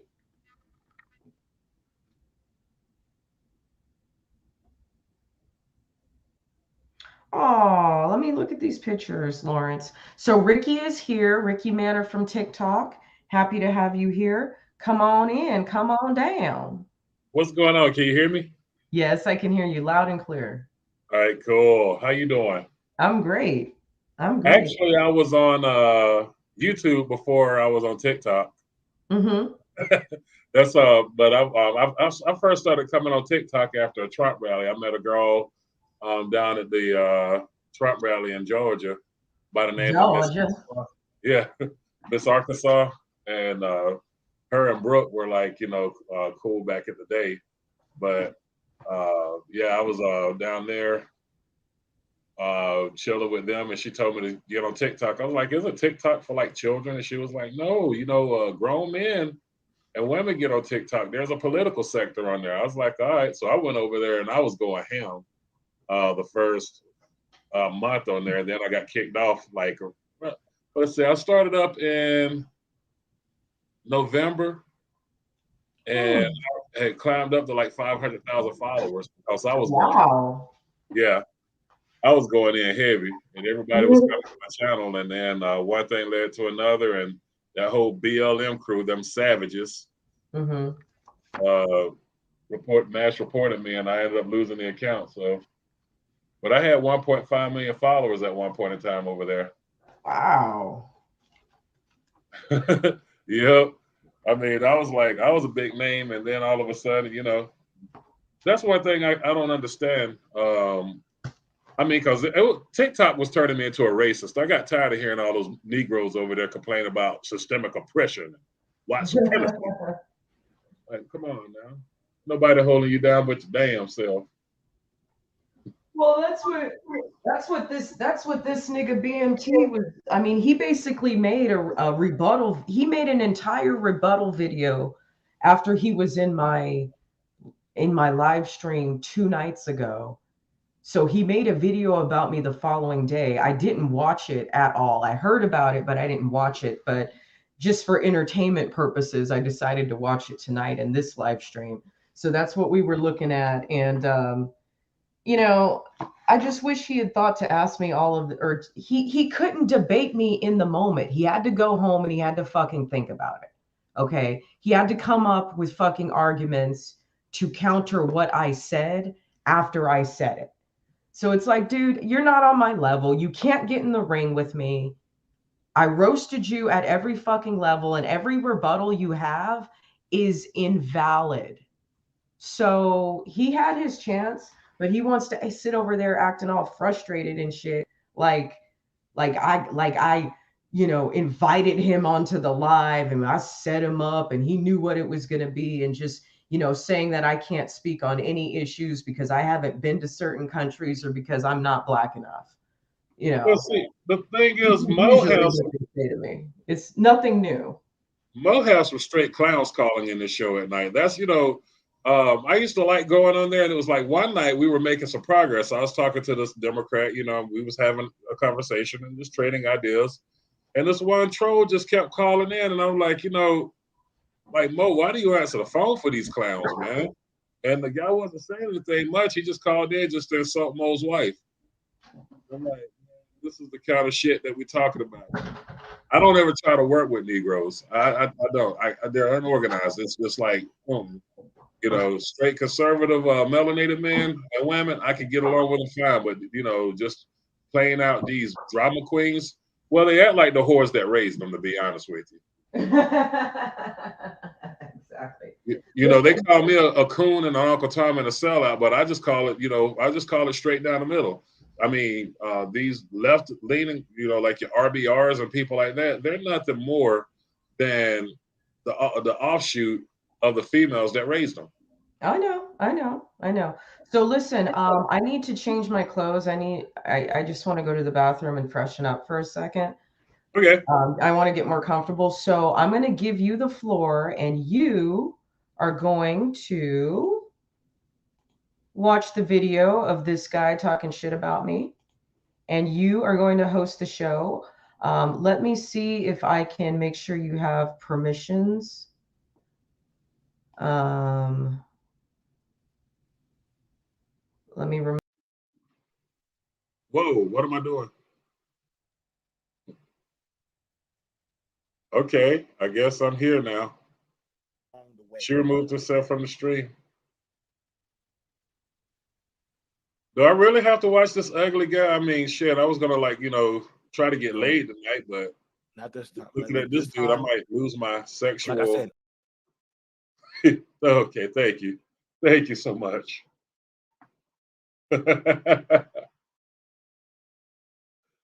Oh, what's good, people?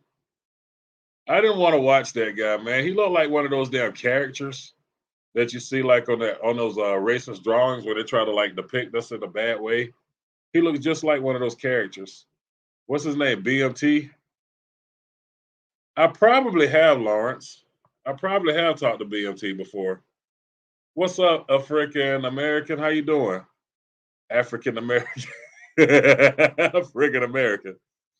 That's what I'm gonna start saying when everybody be like, "You're African American." No, I'm a frickin' American, man. What's up, Sarah Hardy? How you doing?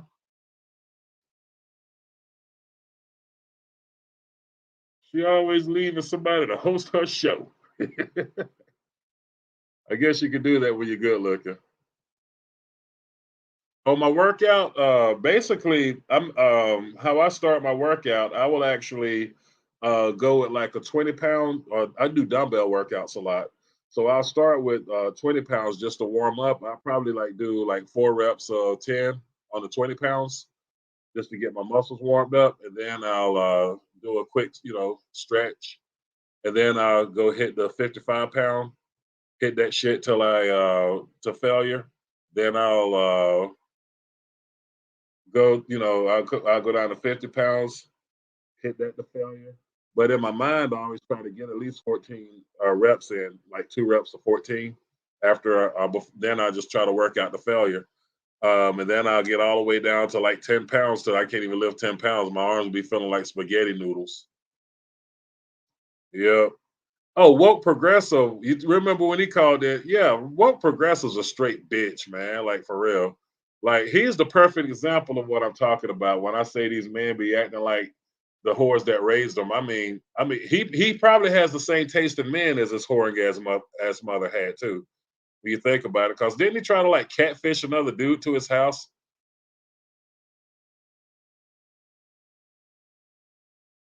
What's up, baby? Yeah, I work down. I work down to exhaustion, or I work down to failure. So when I get down to that 10-pound weight, so, those 10-pound dumbbells, and I can't lift those, and it starts, but I love that high that I get though. It's like an adrenaline rush. I always try to work out for the pump though, because you got the pump.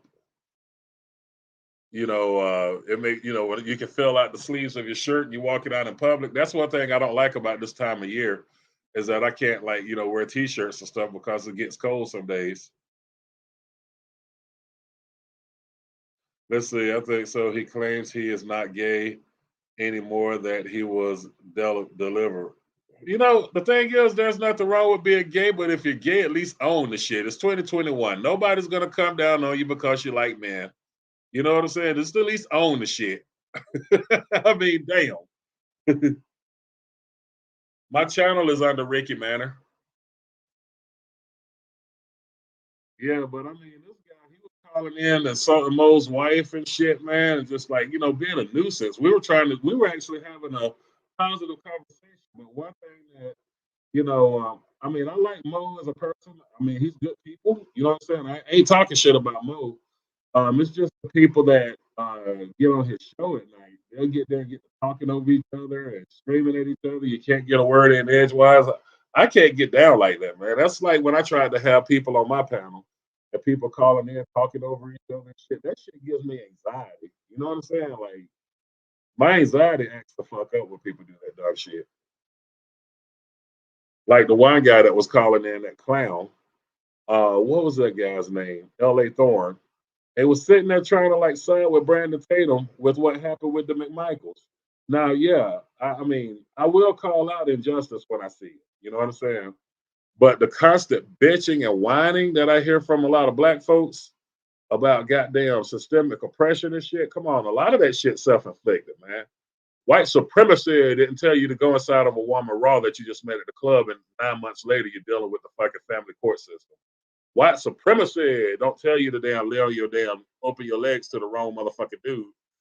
And now all of a sudden, and open it up to like 5 different dudes. Now you got 5 different baby daddies. Ain't no damn white man held no gun to your head and told you to go out there and be a whore. Tired of hearing all this white supremacy. Shit, take some ownership. White supremacy didn't tell your ass to drop out of school. White supremacy didn't tell you to not be a fucking, to not have motivation and gumption. And shit.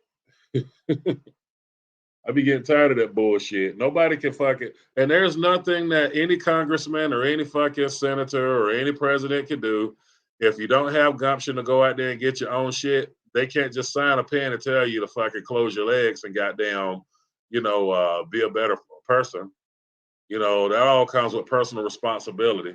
There's only so much we can blame these white folks for.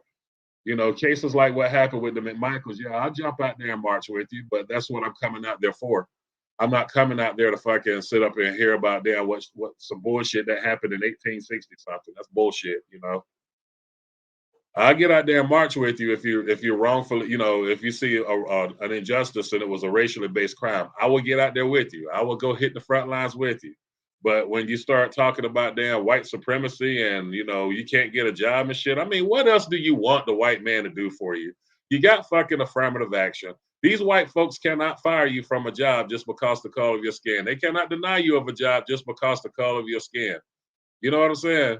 You got access to get into these universities that these white people don't have, which means that the white guy got to work hard and get good grades to get into the university. And you could be a complete dumbass. They will alter the fucking standards of a university so your black ass can get in and get indoctrinated and come out with fucking, a degree. I mean, come on. What else do these white people want? What else does the white man owe you that he ain't gave you already? What else the white man owe you that he hasn't given you already? A lot of people talk about reparations. Well, fuck, we got what, $850 billion that flow through the black community each year? But black folks are still sitting there screaming, oh shit, what about us? We're in poverty, we're poor. No, the fuck you ain't poor. You're not poor. You got $850 billion going through your community. That's the fucking GDP of a fucking small European country.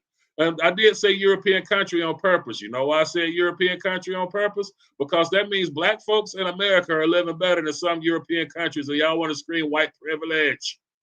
Get the fuck out of here. White privilege, my ass. It's called socioeconomic privilege. If you ain't trying to do shit, then, you're going to get what you get. You got what you got because you keep getting what you're getting. Damn. It's that fucking simple. It's not rocket science, man.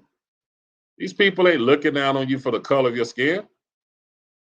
I even had a white guy last night try to argue with me, talking about he can't get a job roofing because he can't speak Spanish and the Mexicans are taking his job. So I'm noticing one thing here.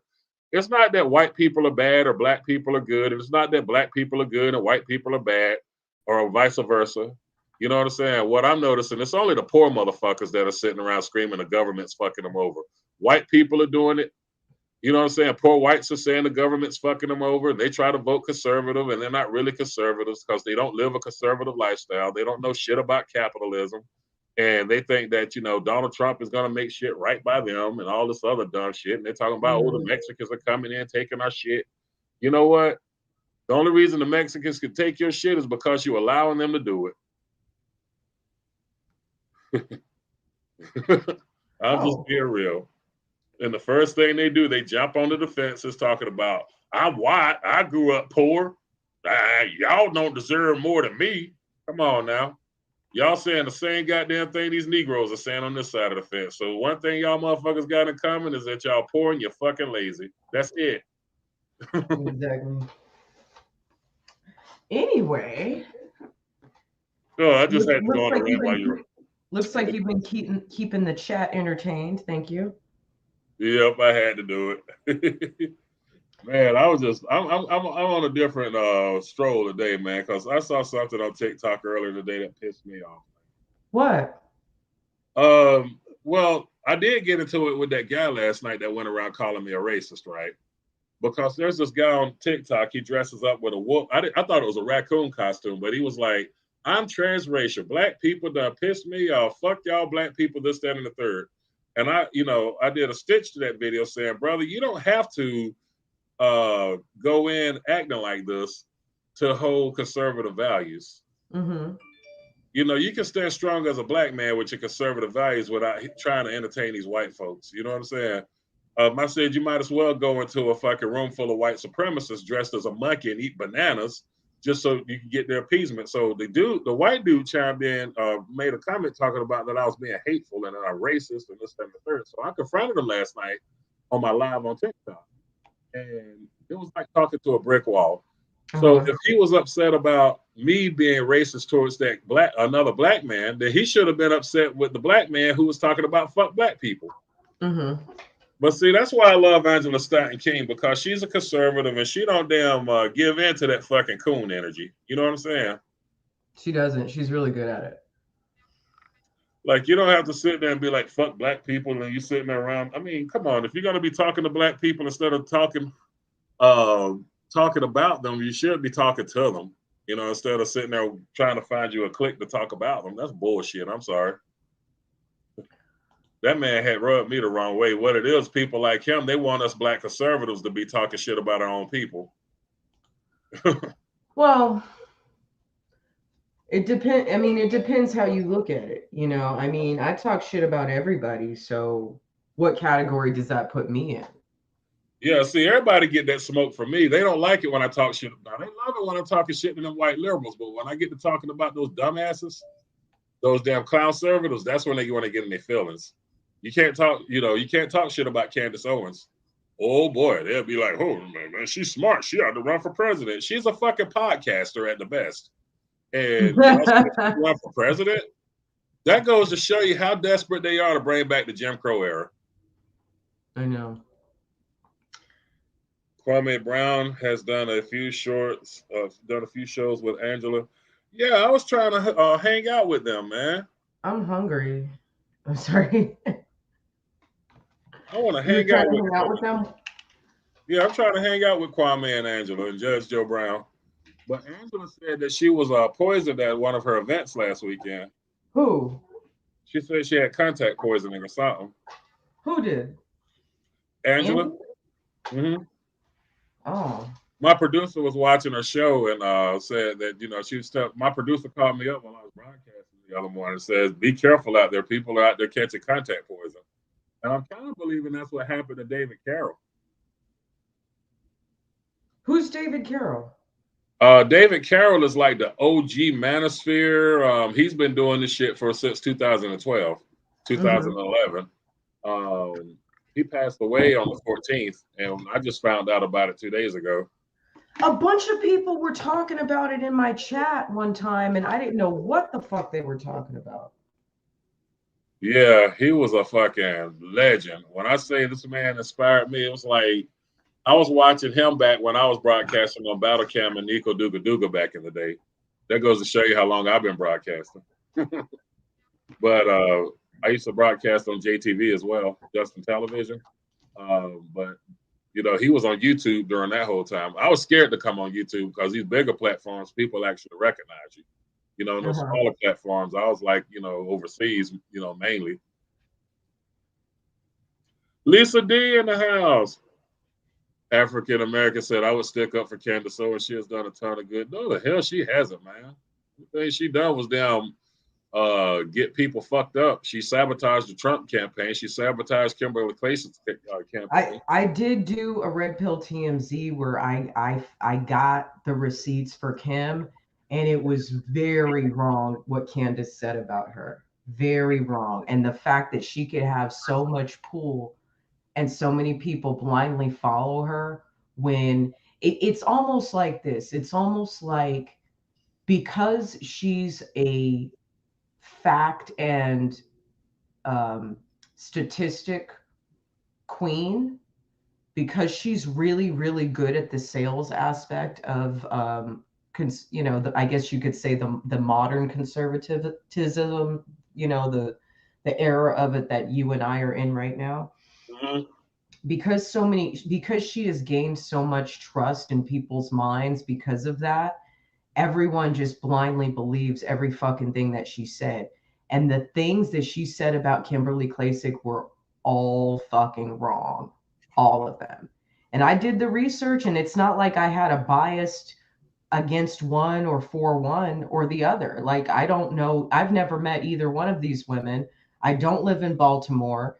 And Turning Point USA wouldn't give me a call back. So, I mean, after that, I just really didn't care. But um, the things she said about her were all lies, and it makes me wonder. Okay, well, who else has she lied about?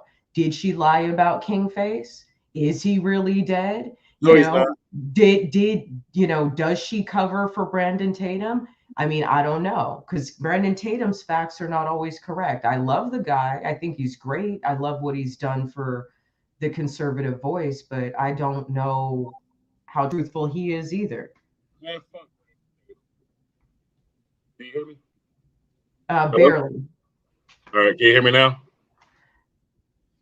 Well, I know Klacik. Everybody knows she was a stripper. Okay, that's not the issue. But if you go back and you watch my Red Pill TMZ about that I did a few months ago, I feel that Kimberly's argument was more plausible and more realistic. That's just my opinion. Now, I don't live in Baltimore, so I don't know what she does on her private time or anything like that. But I don't know. I listen to arguments very carefully. So for me to say that unfortunately I have to be Team Kim, I have to be Team Kim, you know? I'm going to give you a perfect example. Candace is actually an undercover Democratic agent sabotaging the Republican Party. At this point, I wouldn't not believe you, because there are so many fucking double agents on this side, it's ridiculous. I would Because not doubt you. She's the fucking Enrique Tarrio of the conservatives. That's what she is. She's the yeah, female because just Enrique Tarrio. Yeah. she I wasn't wouldn't even put a it past registered her. voter in 2018. Mhm. And let's look at her background. She had a background where she had a website that doxed people, right? Yeah, I heard about that. She tried to have Trio Logic killed, calling for deaths to conservatives, and all of a sudden she comes out talking about, "Look at me, I'm a conservative now." Um, on top of all of that, she sabotaged two campaigns, not one but two. She sabotaged Trump in the summer of 2020 because why else would she be stirring the pot in the middle of the whole election cycle? She didn't do anything but Awesome. piss black people off. Lexit wasn't winning people over. And then on top of that, I mean, she was a wild child, and everybody was like, "Yeah, go Candace," and these Democrats, I mean, these Republicans, these fucking clown conservatives were like, "Oh, the truth hurts, doesn't it?" But when you're sitting there saying shit like that, and you're trying to win black people over, you're not winning them that way. So the strategy wasn't working. And then she did that with Kimberly Klacik. So that's two conservative campaigns that she's totally sabotaged. Hold I on. mean, A freaking American. Kim Klacik never hid her stripping background. She never hid that. Just like I've never hid the fact that I did webcam for 5 months. Everybody fucking knows. Go ahead, Ricky. oh damn, I did webcam too. I don't want to know. I made good money at it. I mean, shit. I hated Oh, it. I hated it. I felt so uncomfortable. well, that's what I used my man cave for. I mean, shit. You get somebody that be like, yeah, they'll put their credit card number in there. You see the funds come through, and you go to a private room. I don't know if I was damn acting out for a dude or a woman. The only thing I knew is somebody was getting off on watching me. So hey, Lawrence, webcam is like doing a list of acts on camera for money. But for me, I mean, I will be honest. And one cool thing about it was that I didn't really have to do that much. I really didn't have to do that much, but just hearing all these fucking weird fantasies and some shit was just really, really gross. And obviously I don't have to do anything I don't want to do, but a lot of the guys just want to talk. And I Yeah, was that's okay with that. If you want to pay me to tell me about your day, or pay me to listen to you play guitar, or pay me to just like look at you, I'll do that. Then that was like, it was pretty easy. But there were times it was uncomfortable. well, I did have a woman who she was from Georgia. She told me all about her life, and she would actually, pay good money just to get me in the private room just to talk to me. And we would sit there and just talk, and she'd pay like, I mean, sometimes her bill ran up to like close to the $500 range, just for sitting there laying on my bed naked talking to her. I'm like, okay. Well, anyway, I mean, I don't want to talk about that too much, but the point is, Kim never hid her background at all. Carl Norman says that's news to me about Candace, because people that talk about Candace, they suppress their channels, so you can't really get your word out there. I mean, a lot of her following, like she shows up as 2.5 million followers on Twitter. She don't have that many followers. A lot of those people a lot of those are bots.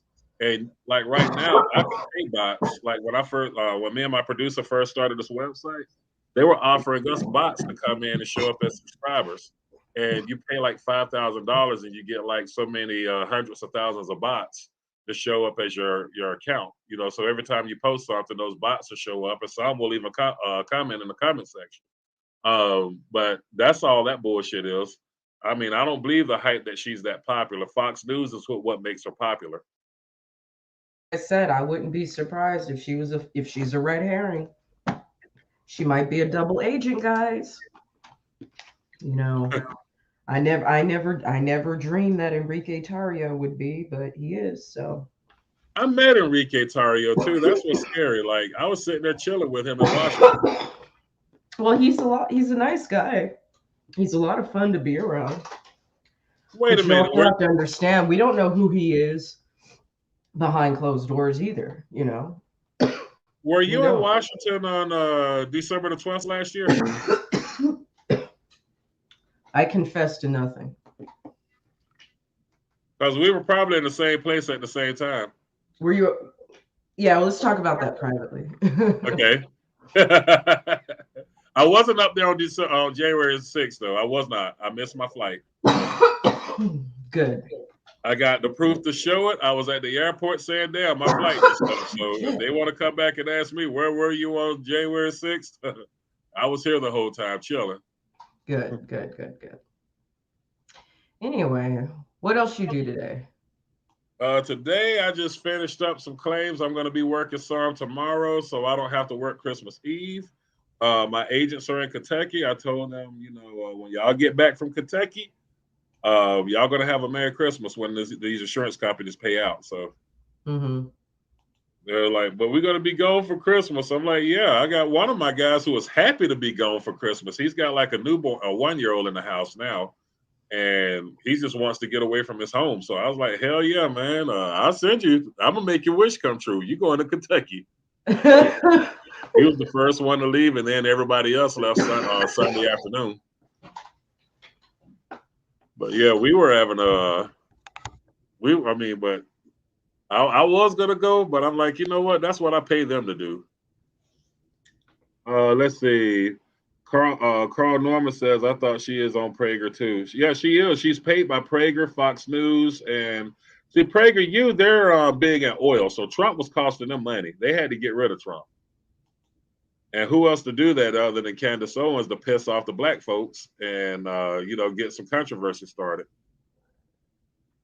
That whole thing with the Ahmaud-Arbery killing, that was bullshit. She didn't have to do that man that way. I actually have an episode about this. I'm going to look for it. I talked about it briefly last time you were in, but I made this maybe about a year ago. I'm looking for it. You can keep talking. Okay. But yeah, it was funny, though, because when you start looking at these people that follows her blindly, that goes to show you that their hatred clouds their better judgment. I mean, she says a lot of things that a lot of white folks wish they could say, but they can't get away with it.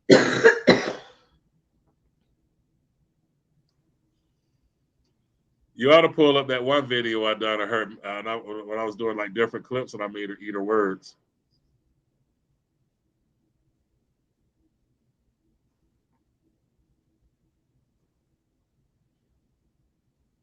What you watching? Your old TikTok videos?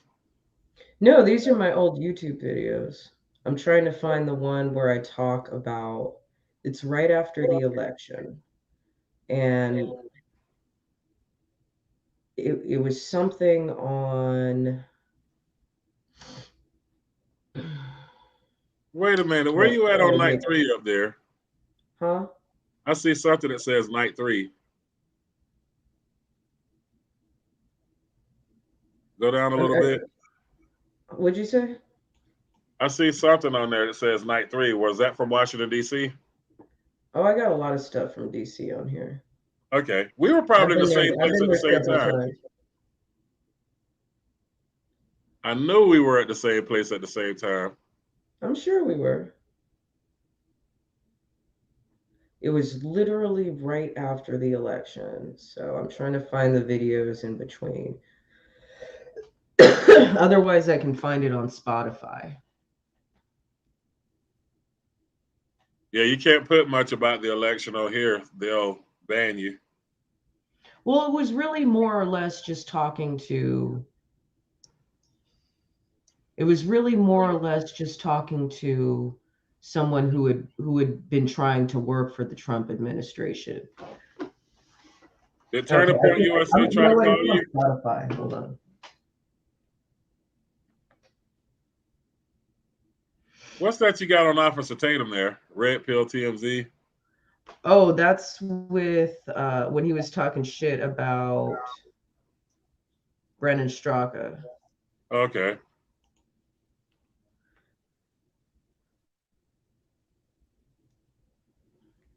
Okay. You can keep talking. I'm going to find it. Okay, cool. Yeah, it was funny as hell though when that whole thing came down with Loza Alexander between Loza and freaking not Topher. I was hanging out with Topher in Washington D.C. though. Bryson. Yeah, Bryson. But Topher and Bryson, they're like two peas in a pod, man. I was like, you know, I even told Topher when I was up in D.C. with him, I was like, man, you're cool. Craig Long's cool. Fucking Fujiano's cool, but I don't fuck with damn Bryson, man. I was like, I don't fuck with Bryson like that. I said, anybody who get down with that Tatum cat, I don't fuck with them. Those Blexit people, I see you on stage at Blexit, I can't fuck with you. He's necessarily going to come down to the wire on the East Coast, date of if you are registered, every, snide, when he sneered at you, was definitely for now. If I weren't already in the President Trump, I would be after hearing her speak. So, without further ado, let's get into our next guest. Alrighty, I am really honored to have our last guest for today. She is an author, a lawyer, member of the U.S. Supreme Court Bar, former vice chair of diversity for the Trump campaign, and she is most importantly a woman of God. She is Brunel Donald Che. How are you, Brunel? I'm amazing. God bless you, and God bless America. Yes, God bless you. Yes, I missed that. So how this all came together for me was we were on Twitter. I had put up a video where I was saying that I basically disagreed with a lot of the rhetoric of Candace Owens with the whole plantation, Democrat slave plantation whole thing. I think all that's just like really silly and unattractive. And I was talking to some of my other Black conservative friends, mainly Comalita, and she was saying that people talk about Candace Owens this and Candace Owens that, but like Brunel was the original person out there in the forefront of conservatism. And I was like, yeah, like she is literally like the OG. I was like, I remember Brunel all on the 2016 campaign. I remember watching and watching TV, and like I was like new to conservatism and new into like watching cable news and stuff like that. But every time I would see you, how Black folks are, we like to turn the TV up. Every time I see Brunel on the TV, I would turn it up like, oh, there goes Brunel again. I like her. Who's that lady? Because she always had this very sunny disposition in the midst of how, cable news is always so sniky and fighty, and now I do cable news stuff. I do Newsmax every week, and I do, and I do, Scotty Australia. I'm all about fights and whatever, but it's like you never were, into that. You were always just such a sunny and a bright and just a beautiful, presence, and I always respected and loved that, and I always wondered, like, what happened? We could see you out there all the time, but I feel like after Trump got in, we saw you less and less. So for those of us who are fans of you, like I am, tell us what happened, Brunel. Why didn't we see you? Why don't we? Okay, so this is what I want you guys to understand. Okay, Brunel was advocating for Trump prior to him getting elected. If you guys saw her face, you would remember who she is. So go ahead. This is the correct spelling right here. This is the correct spelling right here. So go ahead and Google her while you're listening to the live or whatever, and then come back. And I'm not following. Are they talking about Candace? No, we're talking about Brunel Donald K. She got interviewed by Benji Irving. This is the day, this was published the day before the election.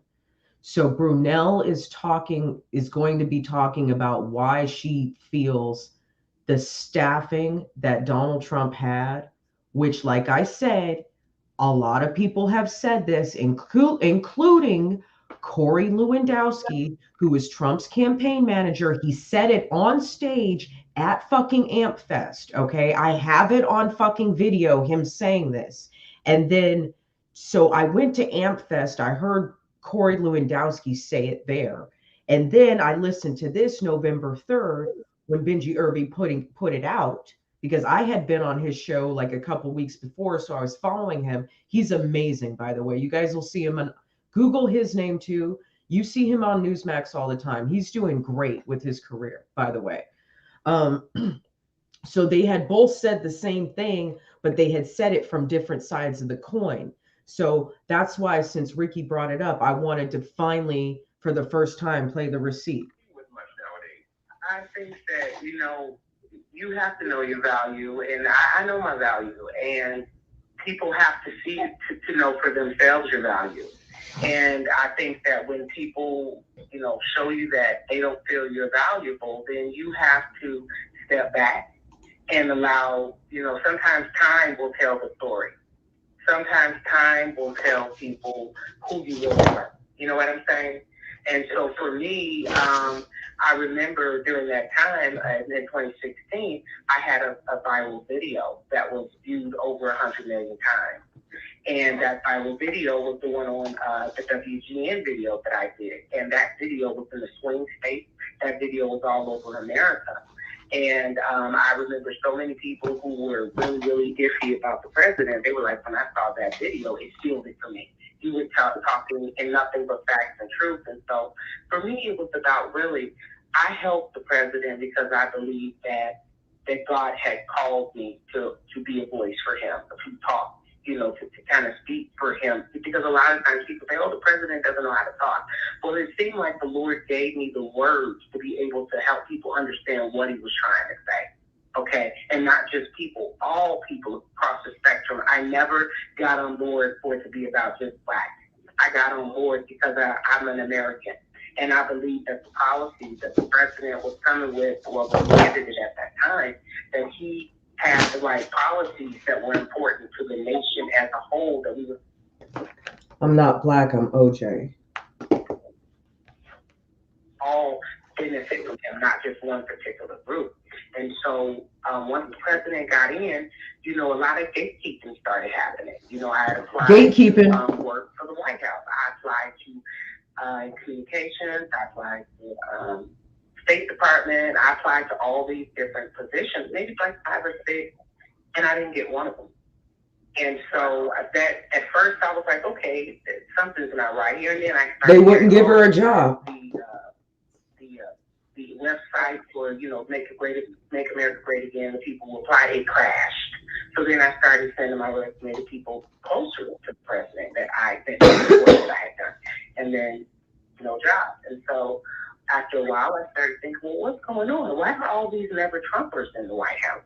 Why are all these never-Trumpers getting all the jobs? What about the people who actually, like me being black and from Chicago, it was actually very dangerous what I did. I wasn't even thinking about the danger at the time. So I was thinking about the nation, and I never knew that my family would be a casualty of war, okay?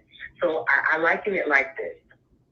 Imagine you're on a battlefield, and the head of that battlefield, you guys are all going to battle for him.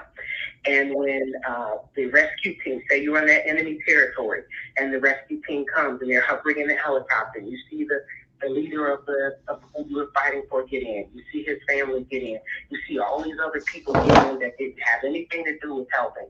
And then they start pulling the ladder up, and you're still down on the ground.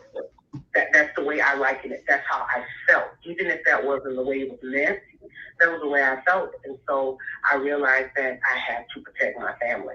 And the most important thing that I could do to protect my family was to go quiet.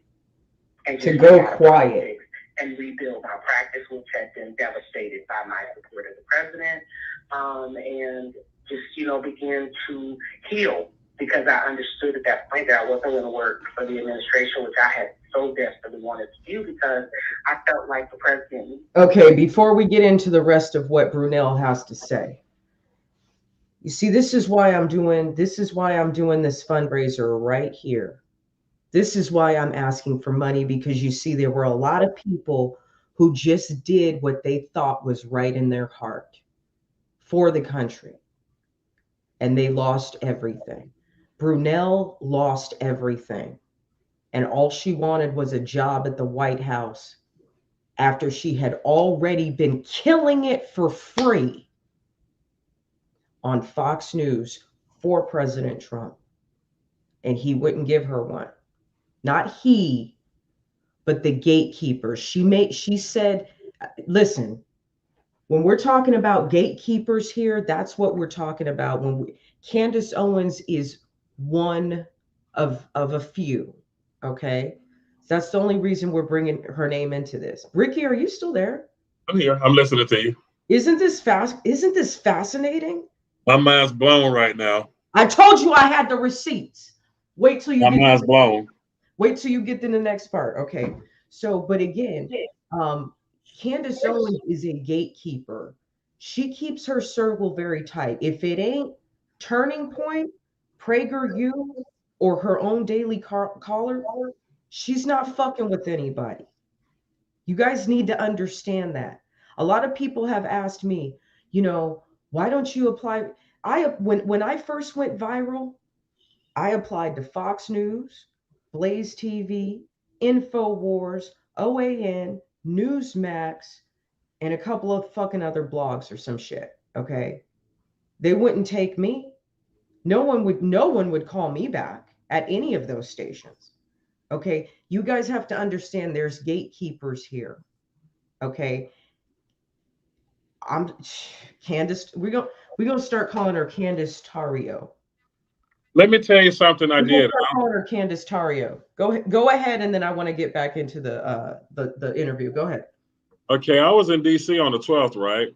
And all the news media outlets on the left were screaming that the Proud Boys were racist, right? So I had footage showing that the Proud Boys were not racist, that they were being provoked, and showing where they were trying to provoke them into a racial tension. The Proud Boys did not bite. Mm-hmm. I sent that to Fox News. I sent that to OAN. I sent one to Newsmax. Mm-hmm. Asked me how many people called me back to prove that I was lying, or if that was true. None. Nobody, because they wanted to go with that same narrative that the left was going with. Why didn't Candace Owens not? Anything that happens big where black people are screaming racism, is one Candace Owens, two Brandon Tatum saying y'all black people are stupid. Here's the receipts that these people are not racist, right? They did that for the McMichaels. Why didn't they do that for the Proud Boys? Right. Exactly. Why didn't they show that there were black Proud Boys? Because nobody wants to touch them, and that's how cowardly the patriots in this country are. Nobody wants to step up for them? And is there sections of the fraternity that I have discovered to be questionable? Yeah, but the problem is they're not a terrorist organization. And if people don't step up and fucking defend these guys, they will be declared a terrorist organization and hunted down, because that is what the fuck just happened in Canada. So this is not a fucking game. Zach's life, Zach's family, this ain't no fucking game to me, because I see what's happening up there and I know what's about to happen down here. This is Zach's life, his imprisonment. He is being made an example of. He is being used as a puppet to terrify everyone into silence. Canada just declared the fraternity a terrorist organization. Every chapter in every district or province or state or whatever they call them up there had to shut down. They all had to go undercover with it. There's no colors in Canada now. It won't be long before it happens in Australia, and it won't be long before it happens here in America. So y'all better watch out. You heard it on Red Pill Rage first. We're already doing that though, because a lot of those guys are underground. And the thing that's pissing me off is that there's a lot of people on TikTok claiming to be patriots. They're not patriots. These motherfuckers are, will hit the track and field when shit hits the fan. It's like you said, it's a photo shoot. And most of your popular conservative broadcasters over there, they're nothing more than just a bunch of fucking glamour whores looking for somebody to like their shit and share their shit and all that other shit. And it's like, you know, real patriots don't, real patriots, they're not sitting there playing Mr. Red, White, and Blue on TikTok. They're out there in the streets. They're blessed with pavement. They're fucking interviewing people. They're out there trying to knock on doors, I mean, when I was doing that last summer and all the shit that I went through trying to get Trump elected and all of the work that I done, here comes the Tea Party of South Carolina saying I better work with Blexit or they can't work with me. So out of all that shit that I done for them, the only thing I got from them was their ass to kiss. See, you be getting the inside scoop here on Red Pill TMC, everybody. You getting the inside scoop. Okay, you don't get this anywhere else. All right. So, do you want to listen to the rest of Brunel's what she has to say? Because she goes in. Oh yeah, go ahead. Let's go. Okay. I'm gonna go get some water. Okay. I'm about to do the same, but I have it loud enough so I can hear it. Okay. No. I'll turn it. I'll just go get water and come back. I'll wait. Okay, cool. Because I might need to stop and get ice. Okay.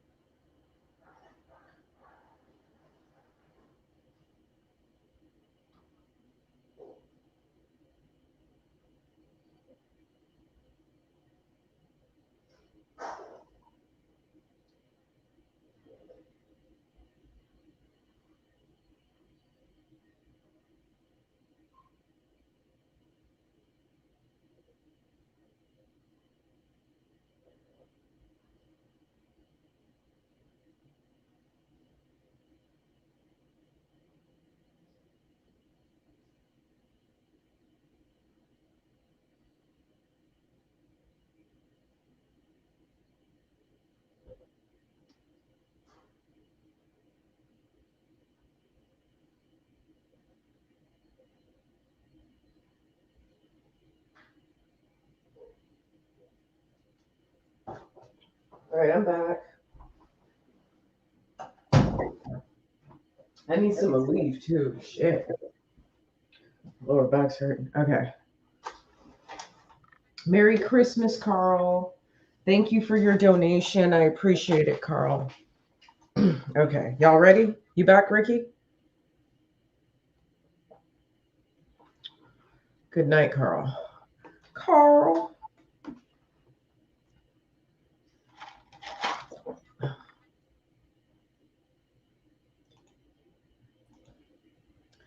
Ricky, Ricky, don't lose that number. It's the only one you want. You might use it if you feel better when you get home. Ricky, don't lose that number. Thank you, Carl. Carl. You back yet?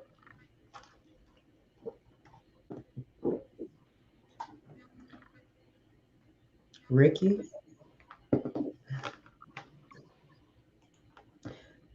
Who's old enough to remember that song?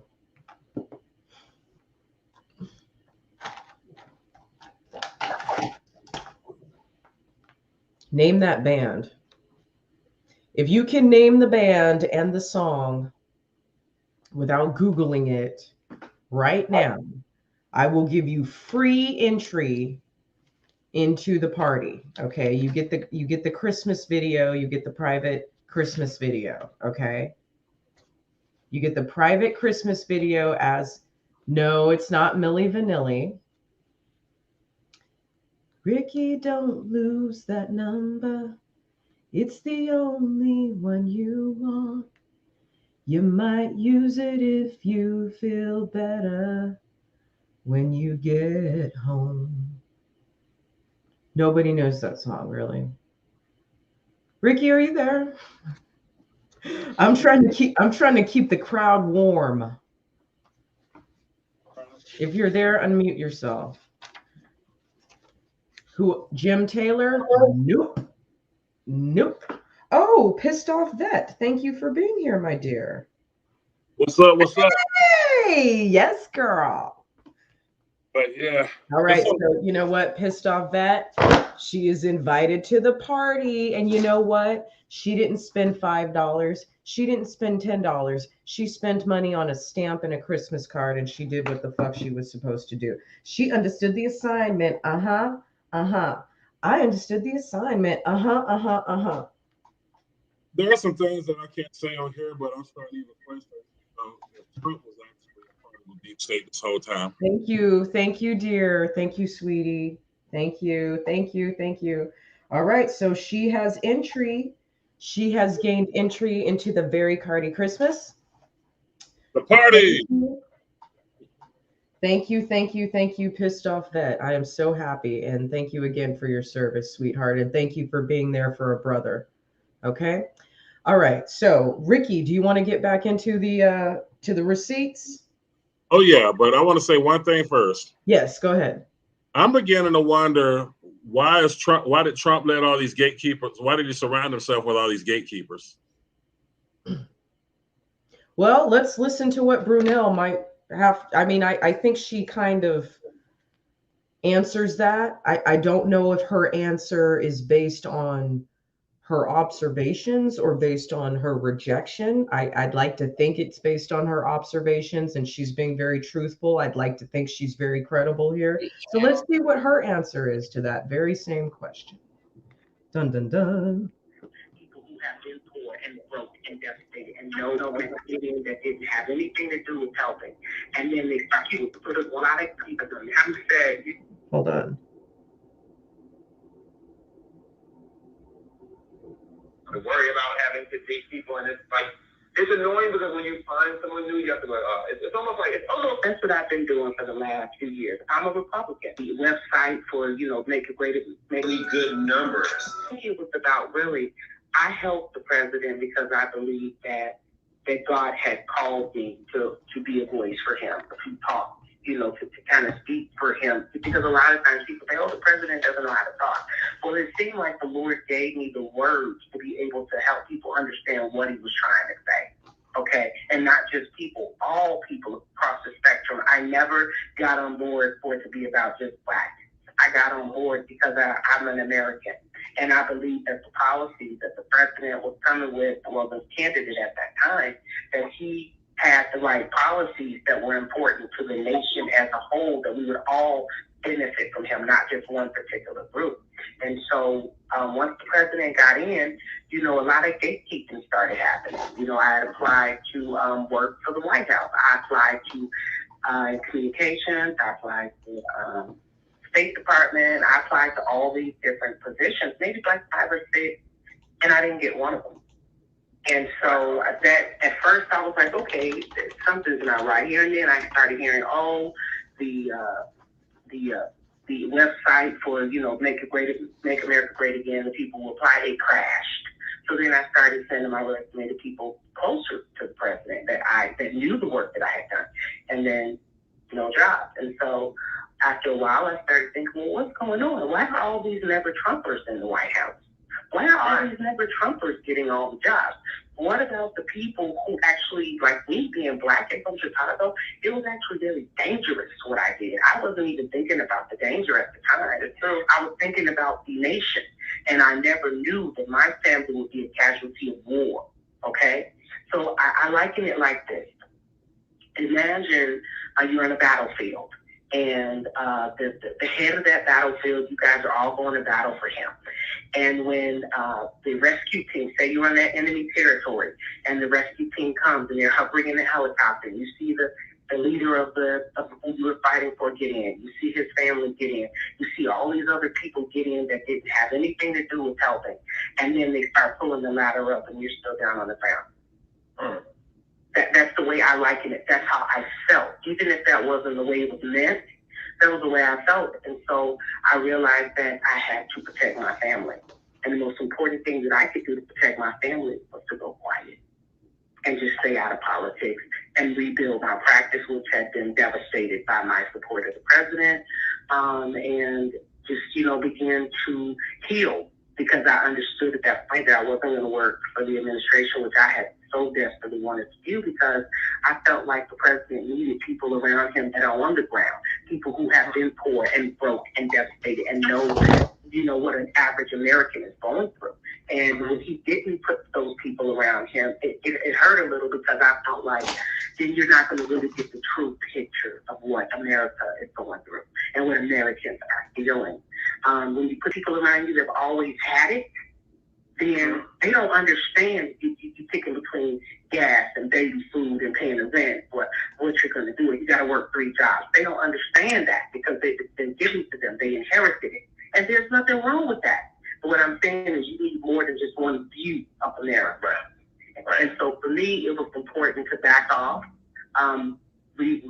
adjust my crown, because I'm not going to lie, I was upset. I was like, wow, how can I go with my family and not my children 3 in the morning? We were at those interviews. You can ask anybody at 5.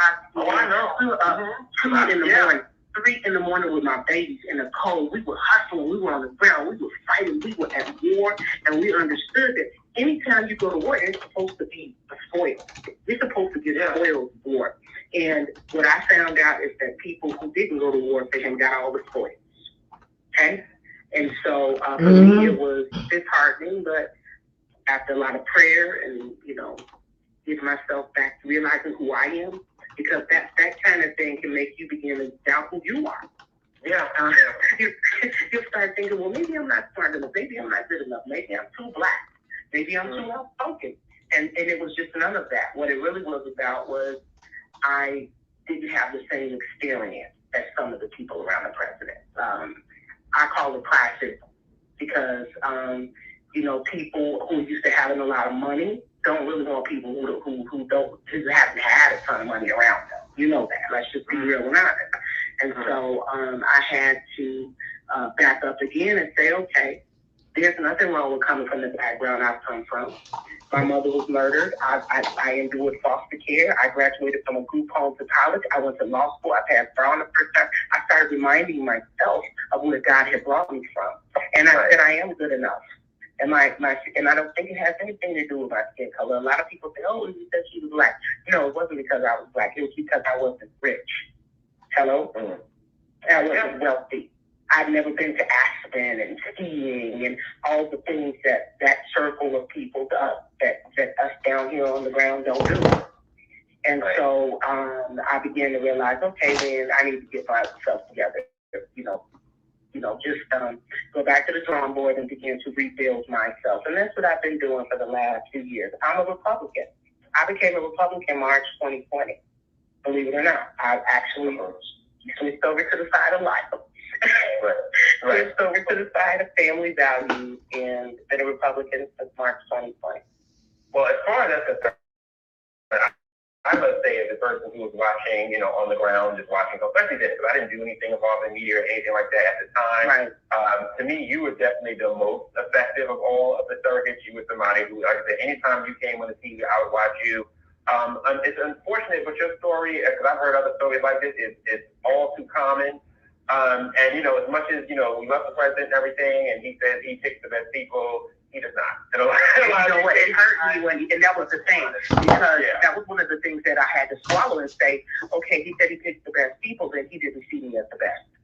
And I saw the president as the best, most amazing person on the planet. In my eyes, he was the father of the entire nation. It was his job to take care of all of us. And so that's how I look, very paternal. That he could do. Until I understood that, you got to remember, he's not making all those decisions. He's got people they have gatekeepers all around. Gatekeepers. I said, remember that word. For me, it was difficult to swallow that the man that I went to war for didn't see me as the best enough to say, you know what, all these other people you guys are saying are fine, but that black girl from Chicago, that girl, that woman, that Democrat, that one that crossed the line, that people, let me tell you, even white folks were scared to tell anybody they were voting for Donald Trump. They were shaking in their boots. They're telling me, oh, that's what I'm trying to tell you. So I understood. Sometimes you got to have that time. The Lord will show you in time. I had to realize and learn that what I did and what we were doing for the president, those of us who were on the ground, blood, sweat, and tears, fighting for him, we were really, really doing something amazing. And I believe that history will remember the Brunel Ronald Chase, the General Flynn, and people can say whatever they want about Michael Cohen, but Michael Cohen was in there handling business for the president. He was on the ground recruiting. He was the one that recruited me. If it wasn't for Michael Cohen, you would have never even heard of me. Okay? Damn. People can talk bad about him if they want to. I'm not going to do that. But I'm going to tell you is, if Michael Cohen didn't recruit me, you would have never heard of Brunel Ronald Chase. I would have never done all those Fox interviews. Another thing people don't realize, I was on the radio. People think I was only in the air. Oh, she's only on CNN. She's only on MSNBC. She's only on Fox News. I was also on the radio and all those swing states. Kurt Schilling, call him, he'll tell you. Wayne Dupree, they'll tell you I was on the radio. Millions and millions of viewers got to hear me do debates and arguments on behalf of the president and why he should have been the president. And remember, I didn't get paid for that. Right. Hello. Yeah. You didn't have to pay me to go and talk for him. I did that because I believed in my soul that he would do right by the nation. And for the most part, everything I said that he would do, he's done. Those are facts. And that's the thing. I mean, it's unfortunate because, like I said, that story is all too often. And it's like when you look at the people who do get elevated, because I actually had those kinds of frustrations myself. With that sort of thing, and you look at the people and you look at what gets elevated, and you're like, seriously, you look at the Scaramucci's of the world, Rosas of the world, people who are just like that. Anybody who got some sense would have seen a million miles away, like I did. But you know what I never do? I'm going to tell you what I didn't do. What I do is I look at the work that I've done. I've never been the kind of person to look left and right about what somebody else is doing, because I always put my heart and soul in what I do. And so I already know it's going to be an excellent output, and as far as I'm concerned. Right. So my thing wasn't so much that you hired Amer-i-CAAANS, you hired Arlington, whatever. The question is, what did I do? And I was left out. Mm-hmm. How did I offend you? How did I offend anybody around you? Because all I did was love you guys and tell everybody about how great you were. And I believed what I was saying. I believed it. That's why I said it. I didn't go out here just selling stories and selling fantasies. Like I said, the jobs, he's done it. The sexually trafficked children, he's cracked down on that. The military, he strengthened it. And I'm even going to go on and on because I'm not a therapist. I'm a lawyer and a mom right now. Right. And so there's so many things. One thing I always tell people is I'm so grateful that he didn't make a liar out of me. The things that I said that he would do to make the nation greater and better, he did them. And so I can at least have that peace in my heart that he. Okay. I think that's enough. Go ahead and unmute yourself, Ricky. We're going to add Pissed Off Vet into the stream. Pissed Off Vet, I'm happy to have you here. Give me a few minutes. I want to hear what Ricky's thoughts are on the rest of that interview. That shit was you can't tell me she did not. She dropped names. Okay, you can't tell me that that interview is not credible, because what we saw was the result of what she said she observed. You can't argue with that. Go ahead, Ricky. Oh, my mic was muted. My bad. Wow. Told you. Well, now things are coming back to me that, because I was so in love with Trump, I wasn't even thinking about certain things. He did do the bump stock ban. He did cause a lot of chaos while he was in the White House. Man, wow. Yeah, there's nothing more to say. Like, that's the end of it. Hey, Pissed Off Vet, can you please unmute yourself? I'd love to hear your thoughts. Thank you for being here. I have nothing to say to that. It's very truthful. It's factual. She dropped names. And Sarah Hardy, her comment about how him and Candace Owens seems to be advertising the vaccine. I agree. I will not argue that Trump did a lot of great things for this country. To name a few: strengthen our military. Decrease the employment rate, lowest in history across the board. I was very fortunate and successful under Trump's administration, but the fact that he has not spoken out about the vaccine injuries and adverse effects is concerning to me to this day. I don't mean to cut you off, but we can't talk about that on YouTube. They will, Yeah, I got banned for like 14 days talking about that. You're allowed to speak in code. Okay, so okay. You can say other words in reference to worked that. In healthcare. I worked in healthcare, and I can tell you the things they're portraying on the news, both left and right, are far from the truth. The numbers are super inflated. I watched Fox News today, and the fact across the board that nobody is speaking about this. They'll bring up Fauci, and they'll bring up, his truth about that he's part of this mess, but there's so much more to him, so much more deeper to Fauci than what people are saying on the news. And they're not being truthful. They're not telling all the truth. And it frustrates me to no end.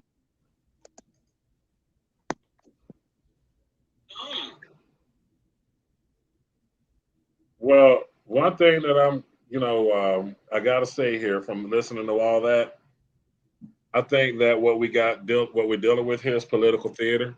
It is. It definitely. I've been researching a lot of these people, trying to trace them back.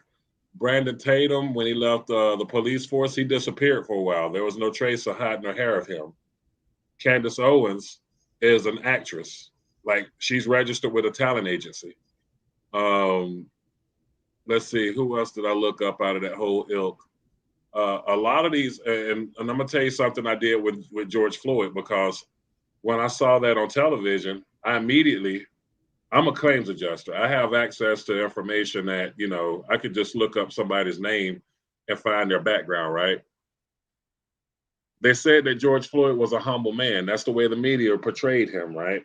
And Thursday, I did a report on him, a background check. Came back clean that George Floyd didn't even exist. George Floyd was a white man out of Tallahassee, Florida. And the only infraction he had was a expired driver's license. Candace Owens did a video when she got out of Twitter jail that following week, and I went back to prove her wrong. How about George Floyd's name came up in all of the databases at that moment in time? Yep, So this, I don't trust anybody in the political realm anymore. Not at all. I check and double check everything. I don't use Google. I have a VPN on all my electronics, and I've been down the hole, and I will leave the other word out or any other words. But I've been down the hole for 10 plus years, and I had a feeling that what we're dealing with currently today was coming long before Trump was in office, long before Biden, you know, got into office. I could point you to a And blog I wrote back in 2015 that revealed everything that's happening today. So yeah, I've been down that same hole. I was like dealing with people overseas and whatnot, and they were telling me exactly what was going to happen. And I'm sitting here like telling everybody, hey, look, the storm's coming, and everybody was like, no, man, it's cool. I'm like, no, stock up on everything you need. Everybody wanted to talk about football and celebrity gossip, and then when shit hit the fan in the summer of 2020, guess who they were calling up to try to buy bullets from? Oh, we know you got them, Ricky. Yeah, I do, but I'm not selling them. You know, it was a bunch of, I mean, because people have gotten so comfortable with the security of this country, even after 9/11. They've gotten so comfortable in America that they didn't think that this government could turn the way that it is. And right now, if you notice, they're monitoring everything. Any kind of conspiracy theory, any kind of thing that you can prove, they're oh, monitoring. I know. I've been banned over 10 times on Facebook. Clapper, I got banned the first time I made an account. I've been banned off Twitter. TikTok, I've been banned 10 times. And it's always because I was talking about theories. Now I have a podcast to try to keep it more off my TikTok because I just lose one after another. And lately I have been losing multiple accounts at the same time. So yeah, I know they're censoring everything. And I've been, watching my P's and Q's because I was like Zach, I was at a certain place on a certain date. And I got very lucky that I'm not in the same situation as him. Now, the thing that I've noticed, and this is why my producer made me a website, because I kept getting banned off these social media platforms. And I was getting banned even off of the conservative platforms, the ones that they say you can say any and everything. I was even getting banned off of those. So, like, what is it that they're trying to really tell me here other than shut up? They just want you to speak their truth and nothing but their truth. And if you don't go along with their agenda and their narrative, you are an enemy. I mean, I know that very clearly, living in a very blue state that I do. It starts with an N. I'm not going to say any further. I've been threatened. I've been stalked for my viewpoints and the truth I speak. My family's been targeted. I pulled my daughter out of public school. I homeschooled her. I've lost everything but my home and my kids at this point. I lost my job because I refused to get a certain thing and comply like a good little sheep. I knew within about 30 days into this last year that something was not right. Something stunk. Let me tell you this, though. The thing that I'm trying to, I don't want to, what's what I'm looking for? Because I was a diehard Trump supporter, right? I was a very diehard Trump supporter. But then I started asking myself, why in the hell is Trump allowing people around him that sabotage him? Sorry, don't judge me. Ice cream. Yes, with blueberries, yes. No judging. Okay. No judging here. Proceed. I started wondering why is Trump letting people around him that he knows deliberately are sabotaging him? So being that I looked up this site called when I looked up what this whole social autopsy site was that Candace Owens had, I'm wondering what kind of dirt does she have on him to be able to get that close to him. Because you ever hear the saying, keep your friends close and your enemies closer?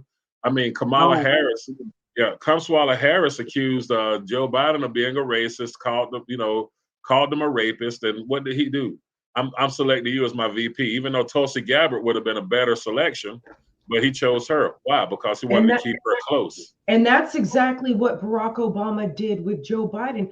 Barack Obama knew Joe Biden was a racist and fucking hated him, but wanted the connections, wanted the peace offering, wanted the image of the peace offering, like they just made friends and were buddy and helping each other, and Barack was leaning on Joe Biden's experience, and Joe Biden was leading on Barack Obama's leadership, and it was all fucking sham, and it was very public. Barack Obama hates Joe Biden. Hates him to the point where he didn't even endorse him till the very fucking end. There's a reason for that. Barack never liked him. That was a strategic alliance for PR purposes. And it's the same thing with Joe Biden and fucking Kamala. It's so hilarious. Yeah, so I think Trump had the same thing going on his side of the aisle, because think about it. If you guys were paying me to like get people to like you guys, right? And I'm supposed to go out and market you. And you say, hey, get us in with the Hispanics. And the only thing I do every time I get on television is ridicule Hispanic people. And, the public ridicule, I'm sure it's going to bleed back to you guys. I mean, you're not, your ears aren't that far from the street. And then when somebody say, well, the Hispanics just don't like Ricky because Ricky tells it like it is, you're going to have to come back and be like, well, Ricky, what is it that you're saying out there that's got these people angry at you? I thought you were trying to get these people to like me. You see what I'm saying? And then I come up with a campaign to say, hey, we're going to rally to the Hispanics today. But at my rallies, you don't see any Hispanics. You see other people that, pretty much looks at Hispanics under a microscope, and a bad one at that.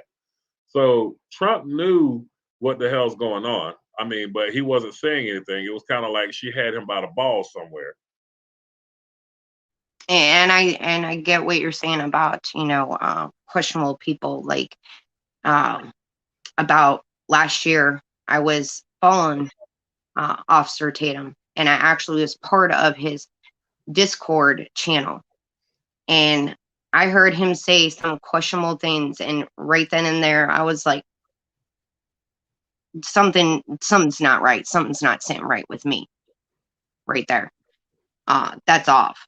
And I was like, you know what? I'm really honestly done with all media socialites and, personalities out there, the big ones that are very much in the political game, that are well known. I was done with the news. And I left Fox News, stopped watching Fox News after the election. But I mean, I didn't 100% trust them to begin with. But after that, I just lost, any source of credibility with me, any of the anchors on any of the shows. And then I went to Newsmax, and even I saw questionable things being said on their station. And I was like, you know what? I'm just going to do my own research, and I'm going to double check, triple check, and I'm going to dive deep and find everything I can find on all these political leaders and personalities to see what I can find. And, they're showing their true colors, some of these people. They really are. USA wanted to give me a job, and they was getting ready to drop 6 figures on me. I turned them down. One, I'm not that hungry for the money. Now, they could go to TikTok and find any of those coons over there to take that job, the job they wanted me to do. Basically, they were going to give me what they wanted me to speak on. Like my creativity and the things that I talk about, I wouldn't be able to talk about them. They would have had to written my scripts for me. They would have been the ones to generate what I was going to tweet. They would have been the ones to generate what I was going to put on YouTube. And I told them no. Why? Because first off, down here in South Carolina, everybody knows who I am. everybody knows who I am. Some people, they do business with me in some shape, form, or fashion. And I get on and I start pissing people off, you know, making viral videos. 6 figures is not enough to guarantee my integrity. You can't bounce back from that. Like Brandon Tatum can't bounce back from what he said about the Arbery family. Candace can't bounce back from what she said about Arbery. You know, Yeah. I mean, you just don't wake up one day and be like, okay, I'll do this, you know, and I'm going to be honest. Even when you come clean, people won't listen to you. They'll silence you. Hey, real quick, I wanted to just address a freaking American. So, about the Candace doxing site, okay. I've heard both sides of it. I've heard Verstein both in person and on the phone, and also in a video, and also in a live stream, speak at length about that site. And at the end of everything that she said to me, you know, I thought the same thing to myself, a freaking American. I said, well, if the site never got developed and it never got off the ground, why are people still talking about it? Okay, I'll give you that. Okay. I saw what Tree of Logic put out about Candace Owens. And again, I felt this, I drew the same conclusion. If the site never went up and it never worked, it was never functional, there were never any users on it, then what are we bitching about? Okay. But I think there's a laundry list of other complaints that people have about her, conservatives have about her from all sides, not to mention again, I'm sorry, in my research, the thing with Kim Klacik, I have to say that Kim won the battle. I have to say that Candace lied. Okay, Kim had a fucking sophisticated, real life, realistic answer to every accusation in those fucking videos. Okay, and if Kim knew and if Candace knew anything about running a campaign instead of running, you know, blog and social media, she might know something. She might know how much these things cost. She might know how much signage costs. She might know how much catering costs. She might know how much hiring canvassers costs. But you see, she doesn't. She doesn't. Like you said, if it is true that Candace has a SAG card or an after card, and she's actually an actress that is registered with the talent agency, I would love to know that.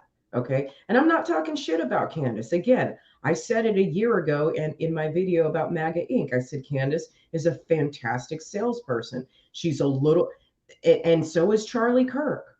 Okay. But there's something a little bit sociopathic about people like that. Okay. And again, if it's not sociopathy, then it's probably just acting. Okay. So next, that's what I mean, if you want to be fair and say that this doxing site never got off the ground, we'll agree to that. But what about the other things that she's lied about? What about all that? That's what we're concerned about. And if the doxing site never got off the ground, there's a reason it didn't. I mean, what if she had dirt on people and it's like, okay, we take this site down and bang, here we go. You know, we take this site off the ground. Like if I had dirt on you and you were getting ready to, you know, pay me to get rid of the evidence, then of course I'm gonna take the site down. I'm not gonna leave a money trail if you're not gonna leave one. So I mean, but see, people are so. But there are so many other things to complain about with her. That's all I'm saying. So even if we are going to grant her grace and absolve her of her doxing site sins, let's talk about what else is going in. And I'm just saying, and I'm not talking shit. I'm just starting to put some pieces of the puzzle together, and certain things make it look like maybe she is a Fed. I'm sorry. I'm sorry.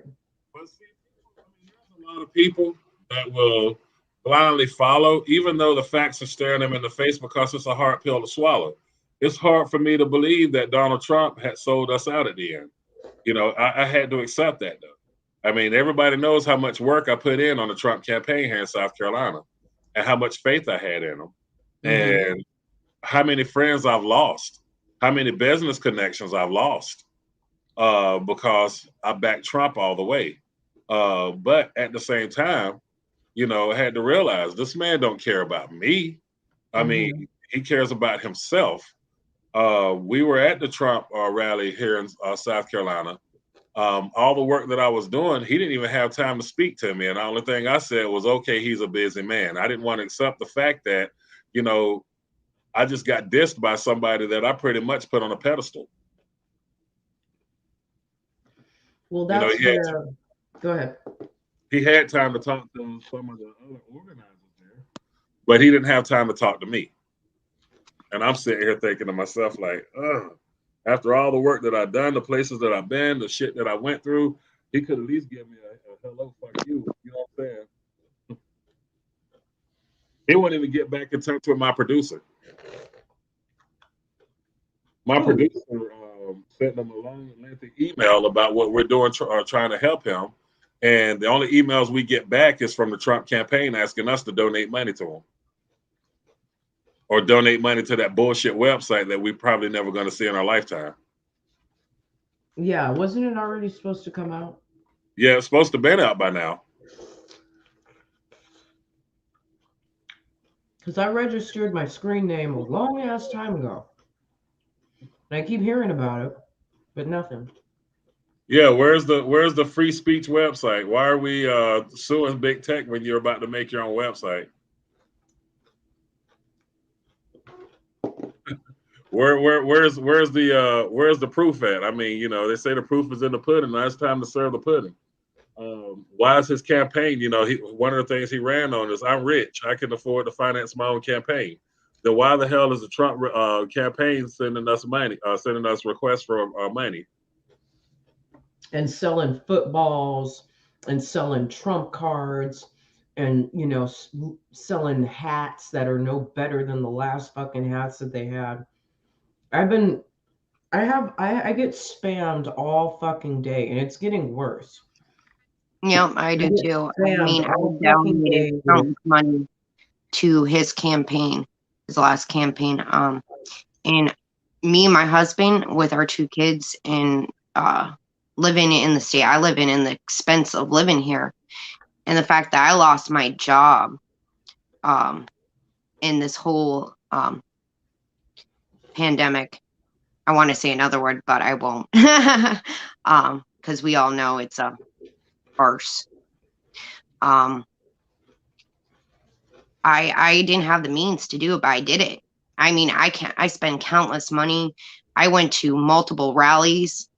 I went to a specific place on the 6th, and I mean, I believed he was for the people. And I'm not going to take away the fact that he did do some good stuff, but you know what? A lot of these politicians, and I'm starting to believe the majority of them, they all have it in for themselves. They will give us a little inch, a little mile, but only if it benefits them in the end. Mm-hmm. I was raised Republican. I turned conservative, then constitutionalist. And I honestly don't trust either side of the aisle or even in the middle at this point. Because it's like, who can you trust? There have been constant reveals of snakes in the grass, so to speak, over these last 2 years, especially in the Republican Party itself. And ones I didn't even know about prior to the 2020 election. And it was a shock. And even people who Trump had rallying in his corner, like Linwood.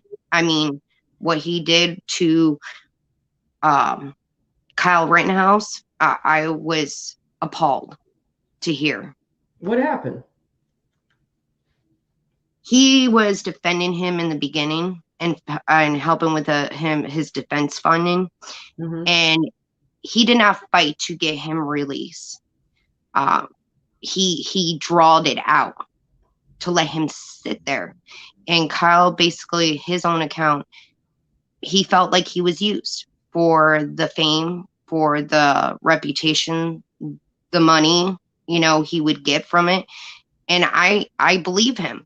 I mean, this kid was only there to help his community. He was only there to do good, and he was forced in a situation that someone at that age should never be forced into, let alone anybody. Right. And you know, he trusted this person.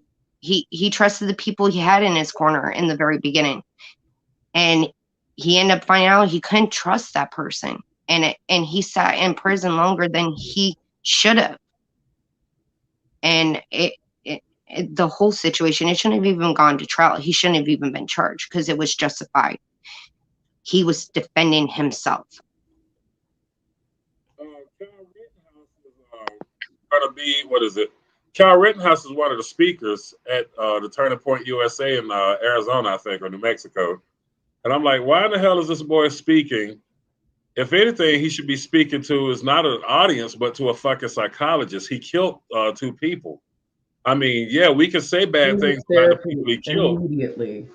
Yes, we can. Therapy immediately. Yes, because people don't understand when you do something like that, and I can't say too much on here. It Don't fucks say with anything. you. It fucks with you, and I mean, people don't understand.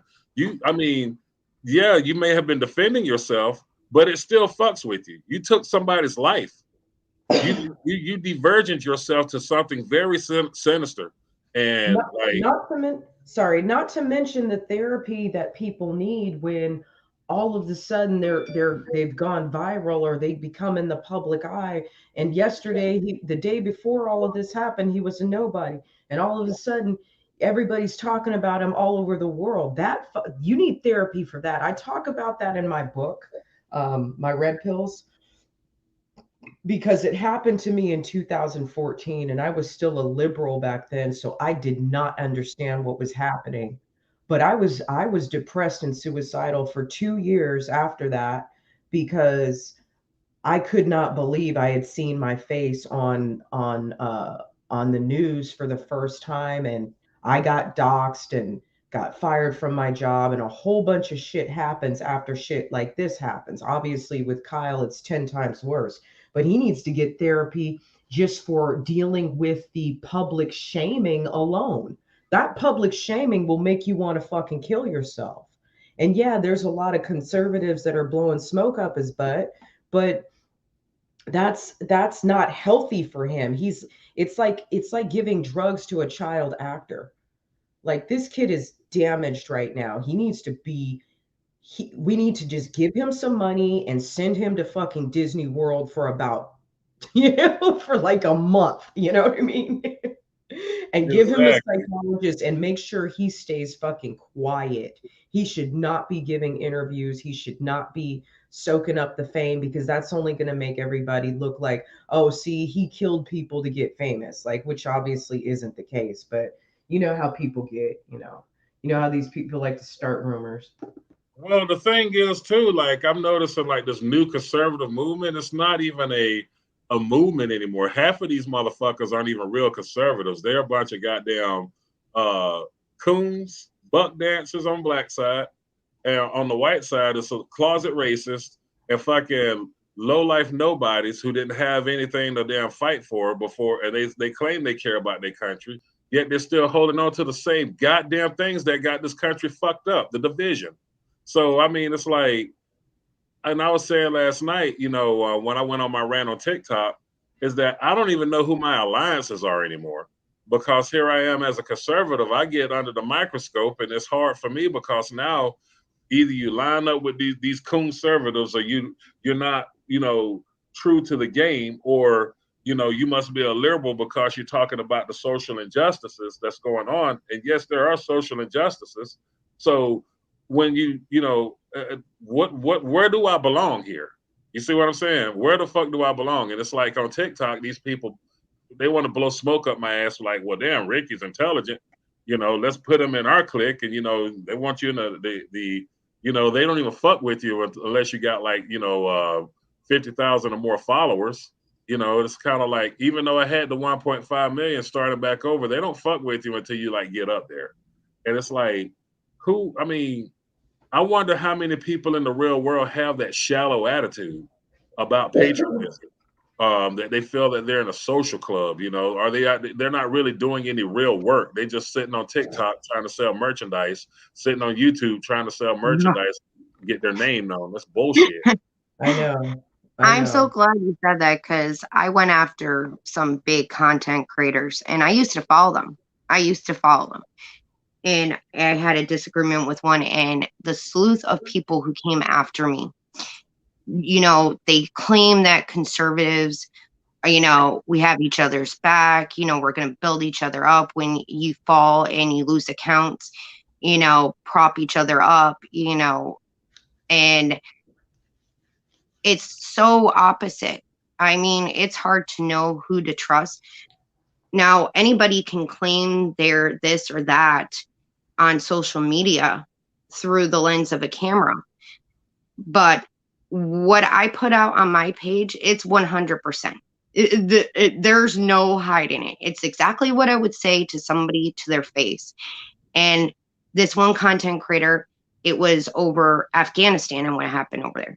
And it's like, unless you know what it's like to be in war, unless you know the situation over there, how dare you speak about the Afghans that fought by our side as if they're illegals jumping the southern border, and then to put out disinformation and false photographs.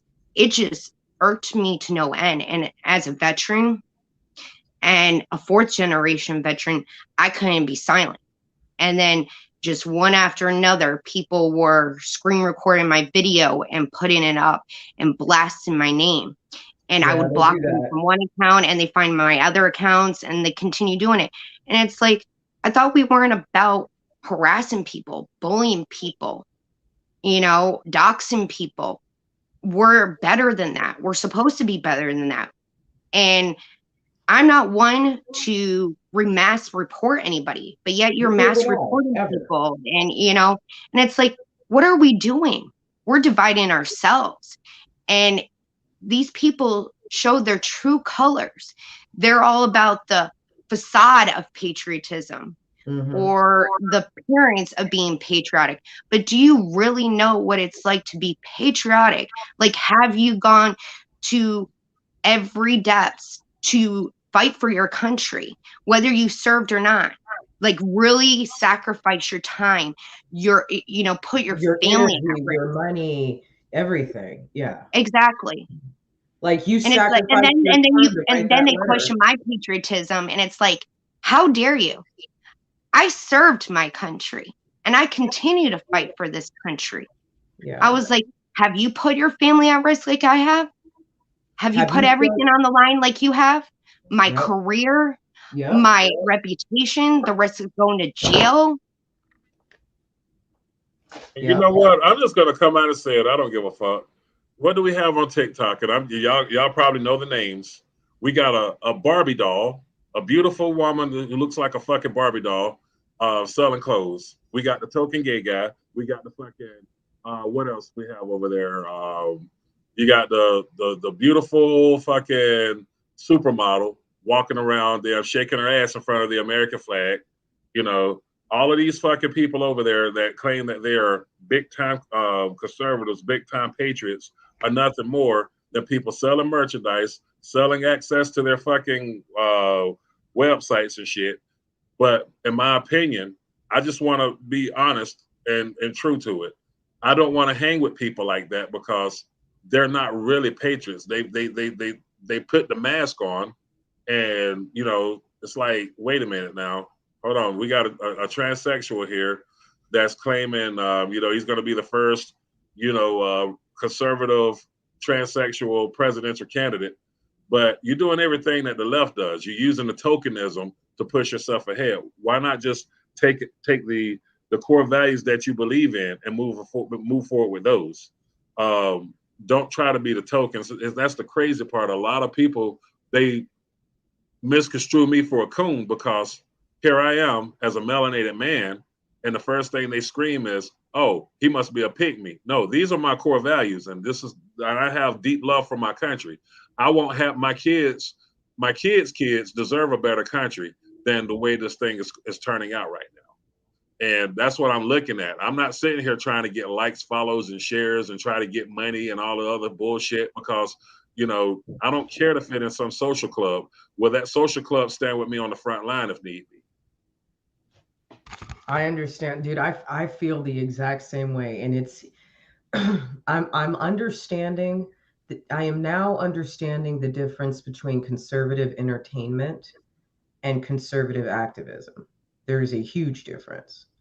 And I've been egging my audience on for over a year and a half to be conservative activists, not conservative entertainers. Sometimes I feel like I'm the same way, but I also feel like at this point, after everything that I've been to, um, it's very important for me to watch the way that I move through life right now. So one thing that I always, ask my guests about is action items, because I really want to know, like,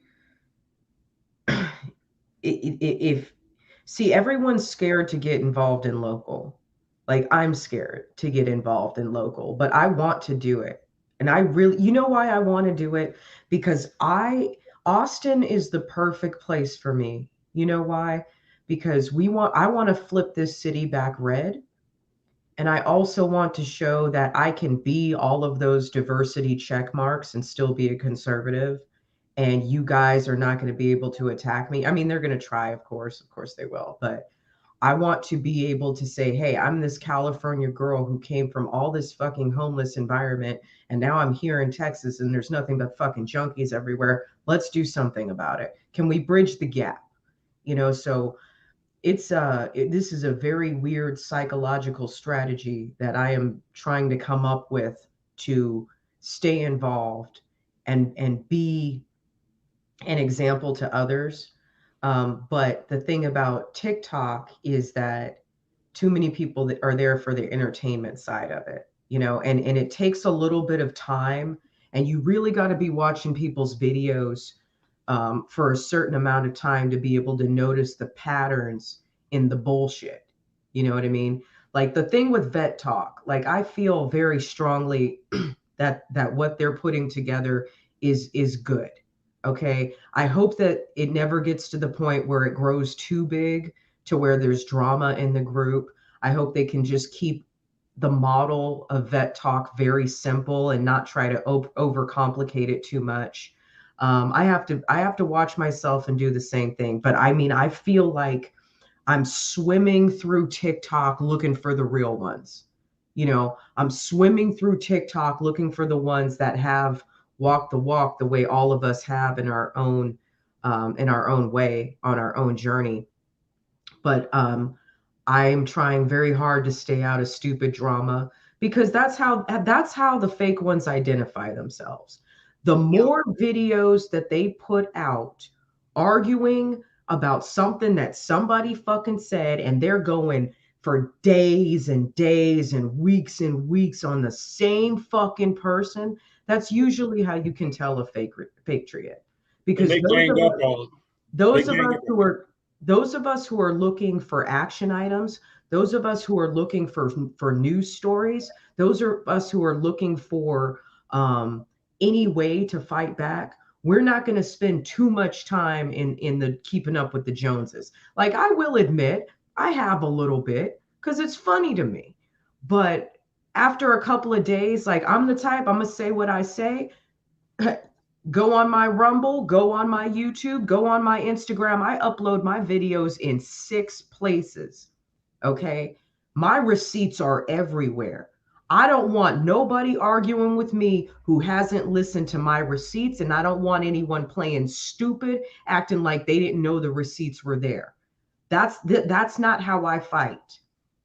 When I fight online, I'm gonna say my shit. I'm gonna say what I gotta say one fucking time, and I'm gonna make sure you watch it, and you're not gonna have anything to say, and that's gonna end that. But some of these people, they get off on it. It's a psychological like boredom. Like, it's a way to get thrills in their life. I'm not here to get no thrills. I'm not here to make no friends. I'm not here to make no enemies either. I'm not here to play games. I'm not here for anyone to play games with me. Let's entertain and educate and motivate. And if we can't do that, I'm not really trying to hear nothing else you got to say. I don't care what Tizzy said to Alyssa. I don't care what Alyssa said to Tizzy. I don't care about no Kingery. I don't care about no Brian. I don't care about none of this shit, because none of this shit is moving our it's not freeing us. None of it is freeing us. I don't care what these people got to say about each other. As long as Vet Talk can stay drama free and they don't get sucked into no kind of petty shit, Vet Talk is a very strong group of people that I so far have a good amount of respect for. And I hope that that respect grows. I really does, because I believe in what they're doing. But other than that, like, I'm not finding anyone on TikTok that I can relate to at all. Not Amen. even me. Not even me. But what about Now, me? my whole reason for getting on TikTok initially was I got on way before all this political climate. I got on. Oh, sorry. I'm talking in code. Oh, okay. I was originally getting on TikTok for friends. It was before the political climate. I was going through a really dark place in my life. I needed moral support, and what I was going through, my husband could not understand at the time, and it was destroying my family. But I eventually started opening my mouth when I started seeing things, and I started getting political and started getting involved. And I was like that on Facebook. I was like that on YouTube too. And I had an old channel, and I was getting censored left and right long before Trump. And if I make friends or allies or people who are like mine, that's great. But that's not my ultimate goal on TikTok. My ultimate goal is to get the message out, the truth, for people to do the research, to be able to back up what they say, to know the truth, to be able to weed through the lies, the snakes, the fakes, and come together and figure out how we're going to save our country. That's my ultimate goal. Can you guys hear me? Mm-hmm. I'm Yeah. going to step outside for a minute. You guys take the floor.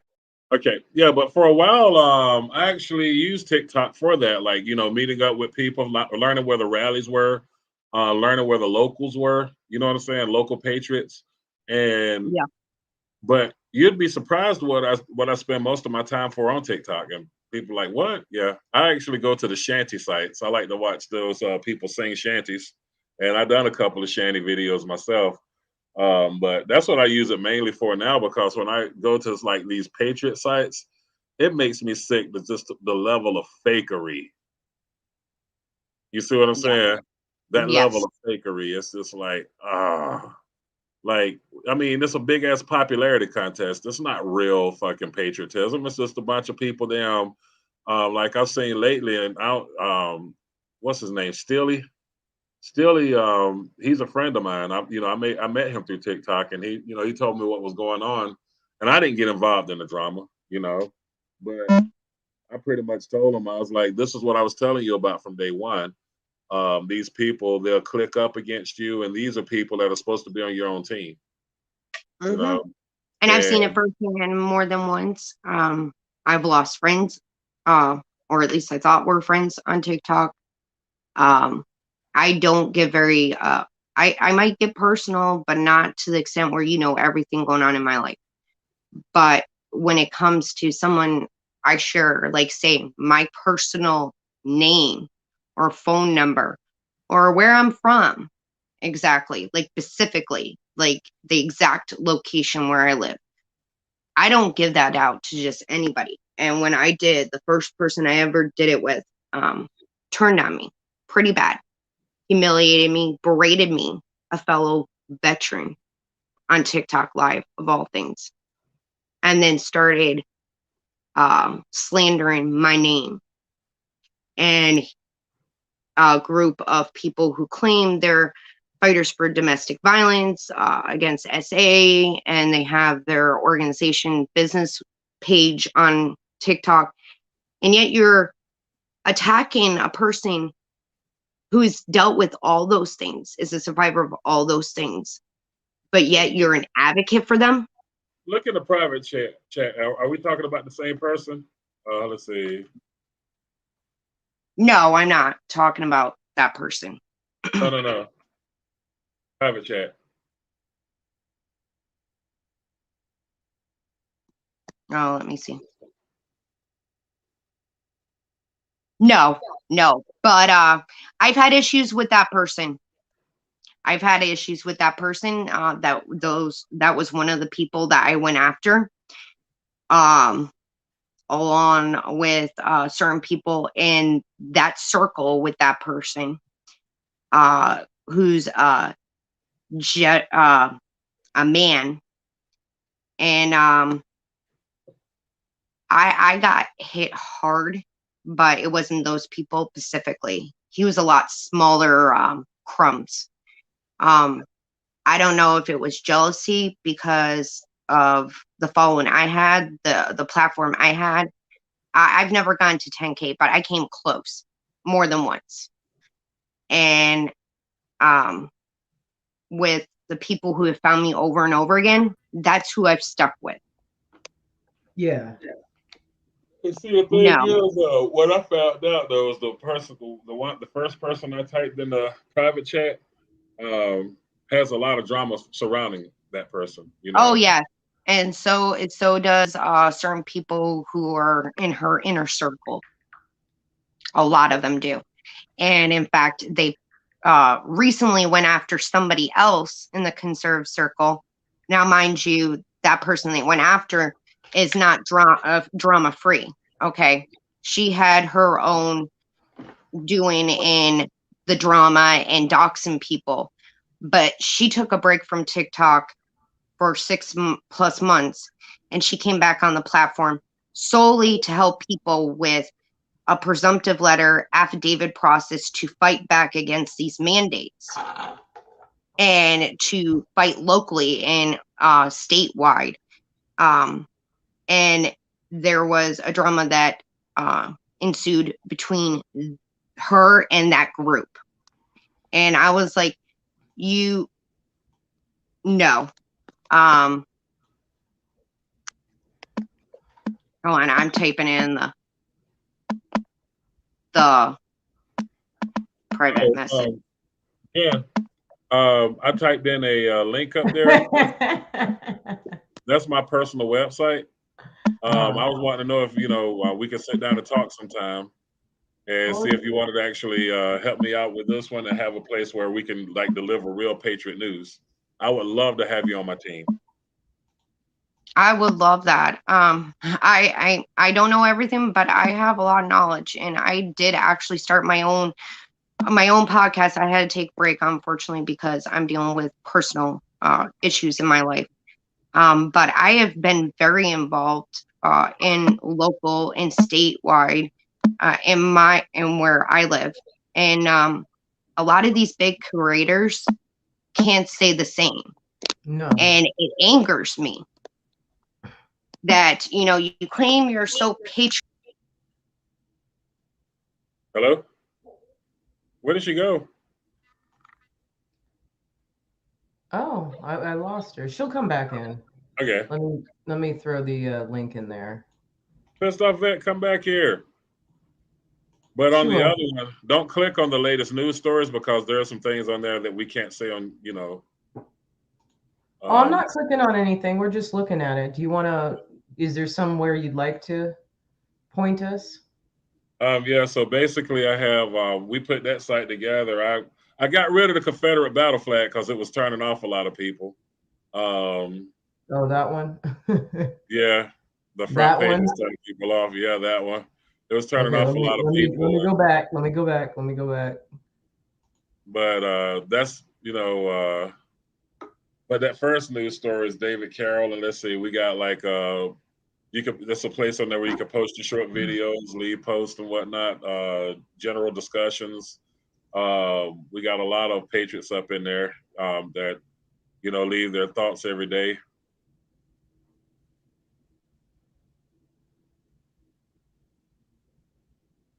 I wish there was a way I can get a transcript from this Ghislaine Maxwell thing. That would be nice. Yeah, that would.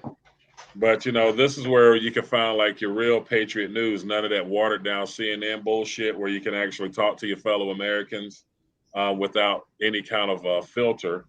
And I think it's very important that we have something like that, some sort of outlet to where we can reach out and communicate with each other. Now, one thing I noticed about TikTok, and when I first noticed the fakery there, is when my account got banned, nobody came looking for me. You see what I'm saying? Only a few people followed me back from TikTok. I'd say about 12 people followed me back from TikTok out of 1.5 million people following me, and me telling them, hey, I'm about to be banned off of this site. Nobody came looking for me. You know, It's like they're brand loyal to TikTok because TikTok is the only place they can go and have these arguments. And, you know, they get their account suspended. They want to bring them back up. And one of the, you know, it's kind of like what Pissed Off Vet was talking about here, especially with that person that she just put in the chat room. I'm looking at it like, damn, you know, here it is. You claiming you're a patriot, but at the end of the day, you're just about your numbers. And every time you get banned, you want to say, I got banned at such and so numbers. Help me get my following back up. But if you're that, you know, cool of a person, your following is going to come back to you anyhow. Yeah. You know what's crazy? I got invited by one of these people to go to a meetup that they're supposed to have in January. I'm gonna go. And the first two names that are on here, supposedly they're supposed to be coming too. And I'm not gonna start no shit. I'm just gonna go and observe and be nice, and I'm just curious to see what these people are like. But of course, I mean, even one meetup is not going to be able to give you a well-rounded view of who this person is. But I think it'll be interesting to go. I'm gonna go. I was saying, I've been very involved locally and statewide. I'm involved in my convention of states for my state. I have contacted representatives, senators. I've been to multiple protests. I have started, you know, a while back, the presumptive letter and affidavit process against these mandates. I've been teaching others about the process. I did a podcast for a while and I had to take a break. So, I mean, I've gotten very involved, and you know, protesting is great and all that, but I think there's more to it. You have to be more involved. You have to get involved locally. You have to talk to these people on both sides of the political aisle, no matter how much you dislike them, to get things done. You have to know the process of Congress and how laws are passed and how you get things accomplished and how your constitutional rights are not up for bargain and argument. It's in concrete. It's very black and white, and how to exercise those and hold your government accountable for their actions. And I've been very active in that. I've had to take multiple breaks because of my mental well-being. And of course, the attacks I've gotten on TikTok because how outspoken I am. And I don't censor anything. I don't sugarcoat anything. I'm from the Big Apple. I don't beat around the bush. It is what it is. You see what you get what you see. There's nothing fake about me. I'm very passionate about my country, and I want other people to be as passionate about their country as I am and want to help. And, you know, everything that has happened in the last 2 years taken an emotional toll on me, along with my loss of my grandfather and other people in my life, because of this big perpetuated lie that we are dealing with right now. And I'm not gonna lie, I considered suicide back in July. I was very close to it, and but I feel things so deeply. I have a very deep empathic side to me, and I feel things on a very deep level, almost like as if I can feel the weight of the world on my shoulders and everybody's emotions. And it's tiring, but I'm not going to quit because my country's worth it. Yeah. The American people are worth it. My Yeah. kids' future is worth it. Just make sure you're practicing self-care. I understand what you're saying about being an empath and feeling like you're watching everything you love get taken away from you, and I get it. But just make sure you're practicing self-care, because I have been a lot lately. I've been kind of slacking, but I think I'm slowly coming back to myself again and getting that fire within me. Good. Because something a lot of supposed conservatives have been saying is like, and big content creators, like, why Illinois or why New York or why Chicago? Why are you allowing them to push you around?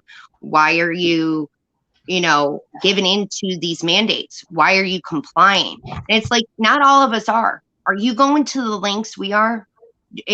I'm not saying everybody's not feeling it, but don't sit here and speak like you know what my personal situation, what my state is going through. If you live in a red state and you have a lot of people who are backing and supporting and defending your rights, when I don't have that same going on in my state, I have everything stacked against me. And I'm trying my very best to, one, survive, to protect my family at all costs, but fight for this country at the same time. And it's tolling. And unless you are in my shoes and you know what's going on, and the fact that you'll say here and there, like, stand up, this state or this state, blue state.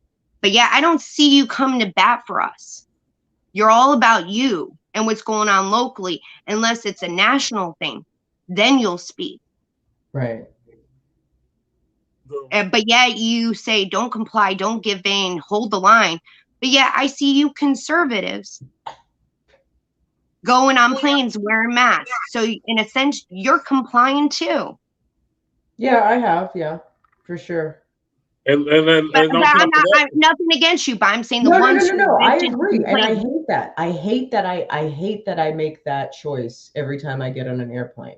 And I'm not dissing you for that, but I'm talking about the. I get it, because I feel bitching and complaining that we're not fighting up for our rights and standing up. That I do it, yeah. But yet you do the same thing. You're kind of a hypocrite in that situation. Then. Of course.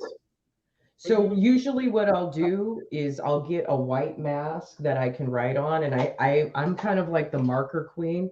So I'll usually write something like "fuck Fauci" or "no more masks" on my mask, and it'll piss everyone on the plane off. But I mean, that's the only way that I can get through it, That's the only way I can not feel like a hypocrite. But yeah, I hear you. And a lot of times I've gotten on those planes to go to other states, to go to other places and participate in freedom rallies. It's when you're stuck between that rock and a hard place, but yeah, I mean, it's a fucking nightmare. The squeeze, the tightness, and it's not even just this. It's like, I have to choose between wearing a mask in certain culinary facilities or paying my bills. Can I fight better by not taking the job and starving, or can I fight better by making sure my bills are paid so I can see another day and not be in survival mode so I can do the work I need to do? It's fucking horrible. I get it. And you're 100%. It drives me crazy about myself. Now, the only time I wear a mask is when I'm getting healthcare. And if I can avoid it and get a video call so I do not have to wear one, I will. Otherwise, everywhere else, I don't wear it. I absolutely refuse. Throw me out of the door. Call the police. I don't care. I'm not wearing one. And it's the nice thing about, haven't worked in healthcare. It's like, do you understand that you can't even mandate these businesses on people? You're practicing healthcare without a license, which is a felony. It's a medical grade device. And I had arguments with, the VA in a certain state when I went to see somebody, and I had to get medicine. I needed the medicine. If without it, I won't live. I'll die. And they were like, I had a mask on. It was a Trump mask, and this was a while ago.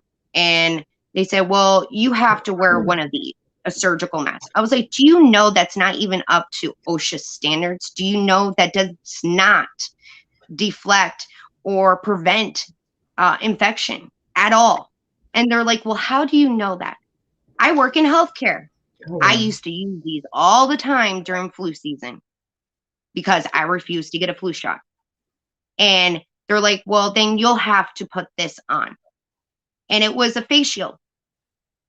And it's like, really? I'm like, why? I'm wearing one already. Are you kidding me? But they kept pushing it, so I had to wear it. But I wasn't wearing that surgical mask. I was like, I'm sorry, but I have severe PTSD and anxiety disorder, and unless it's for short periods of time, I'm not wearing one of these masks for prolonged periods of time. It will not happen. You would have to arrest me.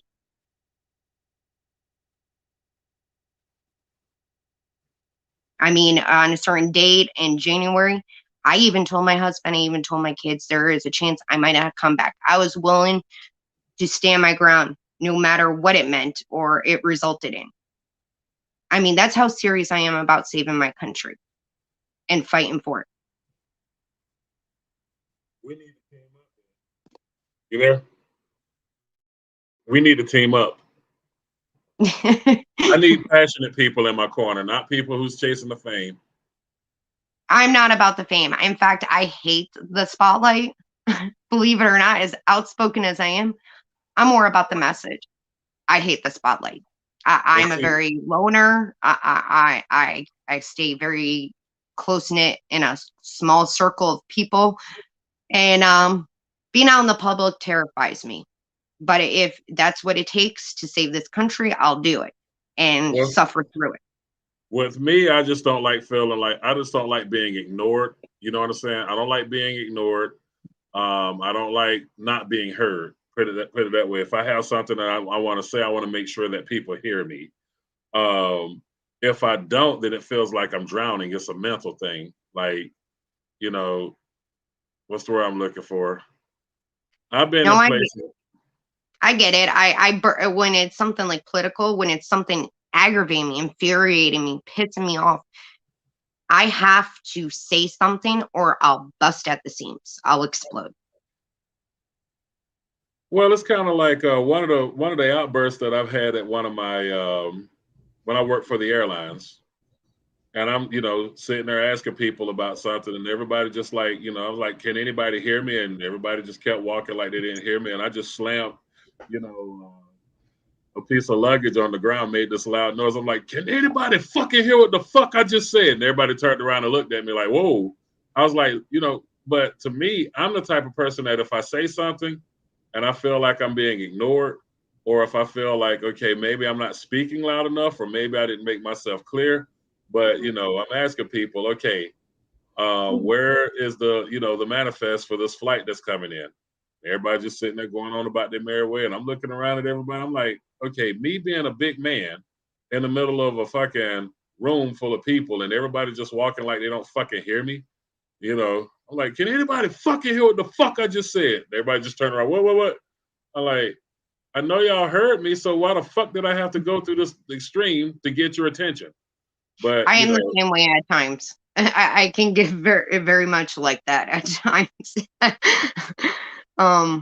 But like I said, I don't do TikTok for the following. Like, is it that 500 now is the new rule? Nice, or the 1,000 to be able to go live to push the message out more? Absolutely. But I could care less if I'm TikTok famous. I could care less if I have 10K, 20K. I really don't care. I don't want to be in the spotlight. I don't want to be like a Kyle Rittenhouse. I don't want the spotlight. I absolutely am terrified of it. I But want the spotlight, but I want it with integrity. So when TPUSA was asking me for the spotlight, you know, talking about they can give me the spotlight, I want that spotlight with integrity. yeah, And, not 6 figures is compromising your not- morals. Right. And I won't compromise my morals for nothing. I mean, in my state, the mandate is in full effect for healthcare. You cannot get a healthcare job here without it.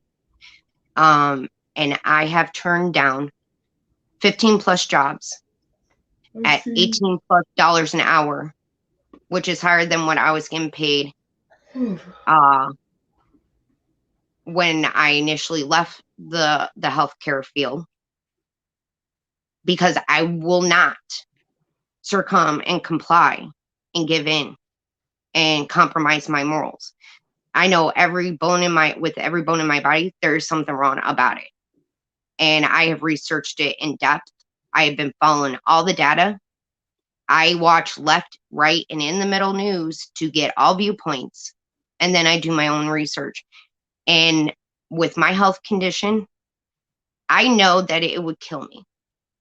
So it's not an option. A job is not more important, no matter how much I have to struggle and I need to provide for my family, worth my life.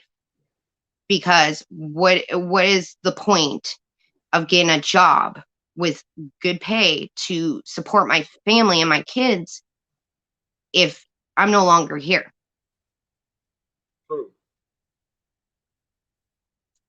True.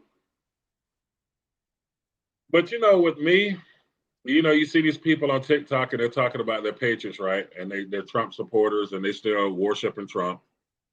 Then why the fuck are they on TikTok? You see what I'm saying? Yeah. If you're I don't Trump worship supporter, anybody. I mean, I've cut everything out. Don't get me wrong. I love the music that, I love the message of the music Tom McDonald puts out, or Struggling Jenners, but I don't idolize anybody anymore. It's very wrong. It's how we've gotten into this mess. Being complacent, being numb, being dumbed down, being distracted by material things, by the music industry, by television, by the sins of the flesh, so to speak, and not paying attention. And you shouldn't idolize anybody, because do you honestly know who these people truly are? Because most people don't. Do you honestly know what they do in their personal lives, in their private lives, what they're truly about? You don't. what I usually do whenever I'm gauging somebody, like if they're claiming they're patriots, right? And the litmus test is this: can they talk about more than one subject? Especially when dealing with what I call conservatives. Can they talk about more than black people jump the gun with racism too much or race-related issues? Can they talk to me about foreign policy? Can they talk to me about the boring shit that doesn't make too many TikTok videos? Can they talk to me about what's going on with China, Russia, and the Ukraine right now? Can they talk to me about Donald Trump when they talk about guns and how Trump's a gun nut? Can they talk to me about why Trump banned the bump stock? Can they talk to me about why Trump tear gassed protesters in front of the White House that was not rioting?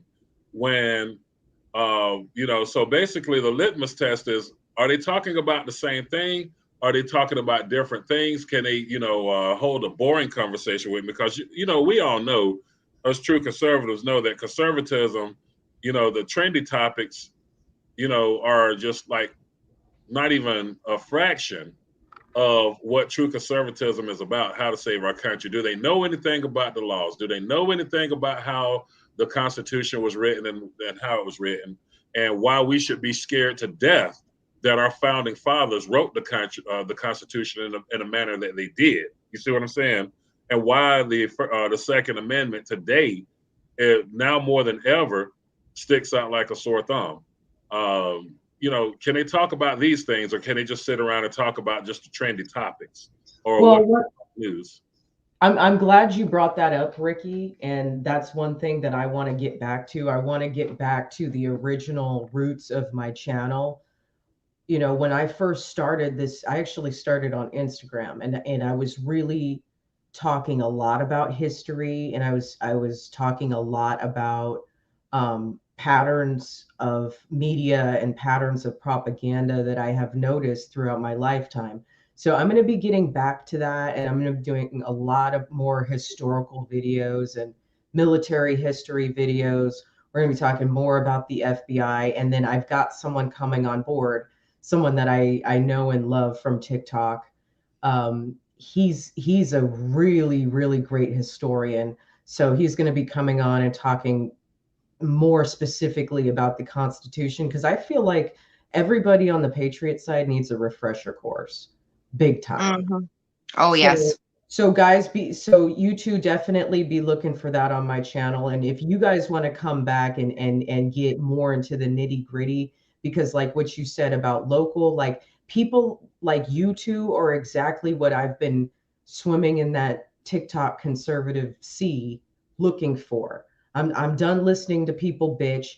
The entertainment value is there, but the action items are not. So I need people like you to bring the action items to my channel, because I'm getting sick of fucking wasting my time interviewing people who just want to be a part of a circle jerk. You know, let's just bang on everybody and complain and complain and complain. You know, I don't see any growth. And Right. I don't see any growth. I don't see any intelligence, and I don't see any fucking action items. So that's what I'm looking for, and that's what Red Pill Rage is here for. So come back when you're ready. Come back anytime. Let's answer those questions. Let's rebuttal that shit, you know? Well, I was listening to Farrakhan earlier tonight, right? And he hit on something, and I was sitting here like, holy shit, this man ain't really as dumb as he's playing himself to be. He was talking about the Second Amendment, and he says, well, you got to think the Second Amendment was written in a time when America was at war. And think about this, because we talk about this nowadays, and in peacetime, we still talk about our Second Amendment. So basically, America was never fully assembled. We got the illusion of assembly, but we were never assembled. What is a well-regulated militia? People don't know the definition of that. Oh, it honestly at times saddens me, but at the same time, it amuses me to hear people's explanation of a well-regulated militia, and that the Second Amendment was never intended for the common person, and the ground roots of why the Second Amendment was put in the Constitution. It was for the very reason the circumstances we're living in today, that if all else fails, that is to protect ourselves from a tyrannical government. Because they knew that if England were to somehow financially secure us again, like they did, this is going to be a little bit too deep, but I'm going to go ahead and go there anyway. Because basically what America was breaking away from at the time was the world fed. So you got the Vatican, which, you know, pulls the strings for England. And then you got the United States, who's supposed to be the military, which is why they keep us poor, why they control our buying power, why we have so much taxation without representation. They don't want us to be independent. They want us to depend on the government somewhere. And this is why you see the situations never change in these impoverished situations, because rich kids, Harvard grade kids, don't go into the military unless they go as an officer. Who's the grunts? Well, we are. We graduated, or the Federal Reserve or the IRS. You know, the depths of the corruption in all these agencies and face heads of our system today and how the Federal Reserve came to be. We you know, with DC, it's not sovereign U.S. soil. It is bought and borrowed under the Vatican in England. We, you know, and we became the corporate of America. We became the millionaire mercenaries. So basically, they have a problem. We go and handle it. And she just froze after she put that up there. I was like, "Oh, they're watching us. They're watching us." Kids. All right. Well, But yes, you know, I think them boys have entered the chat. So I'm going on 4 hours in 1 minute and 40 seconds. I will be on 4 hours on live streams here on YouTube, and I never do long live streams on YouTube ever. But the quality, I mean, Sarah, you know, back me on this. The quality of the lives this week has just been so good. We've been covering so many topics. I've had you, Garrett has been amazing. Garrett's been joining my lives. Clue's been joining my lives and getting more and more vocal, and he's hilarious. And everybody who's been coming in has just been on a higher echelon of intelligence and seriousness than the average guest that I've had on this show, you know, on this platform. So I'd say something's changing. It's so funny. Like I've kicked some people off the channel recently, and now some better ones are coming in. So I'm just really happy. oh, we got a lot of ground to cover.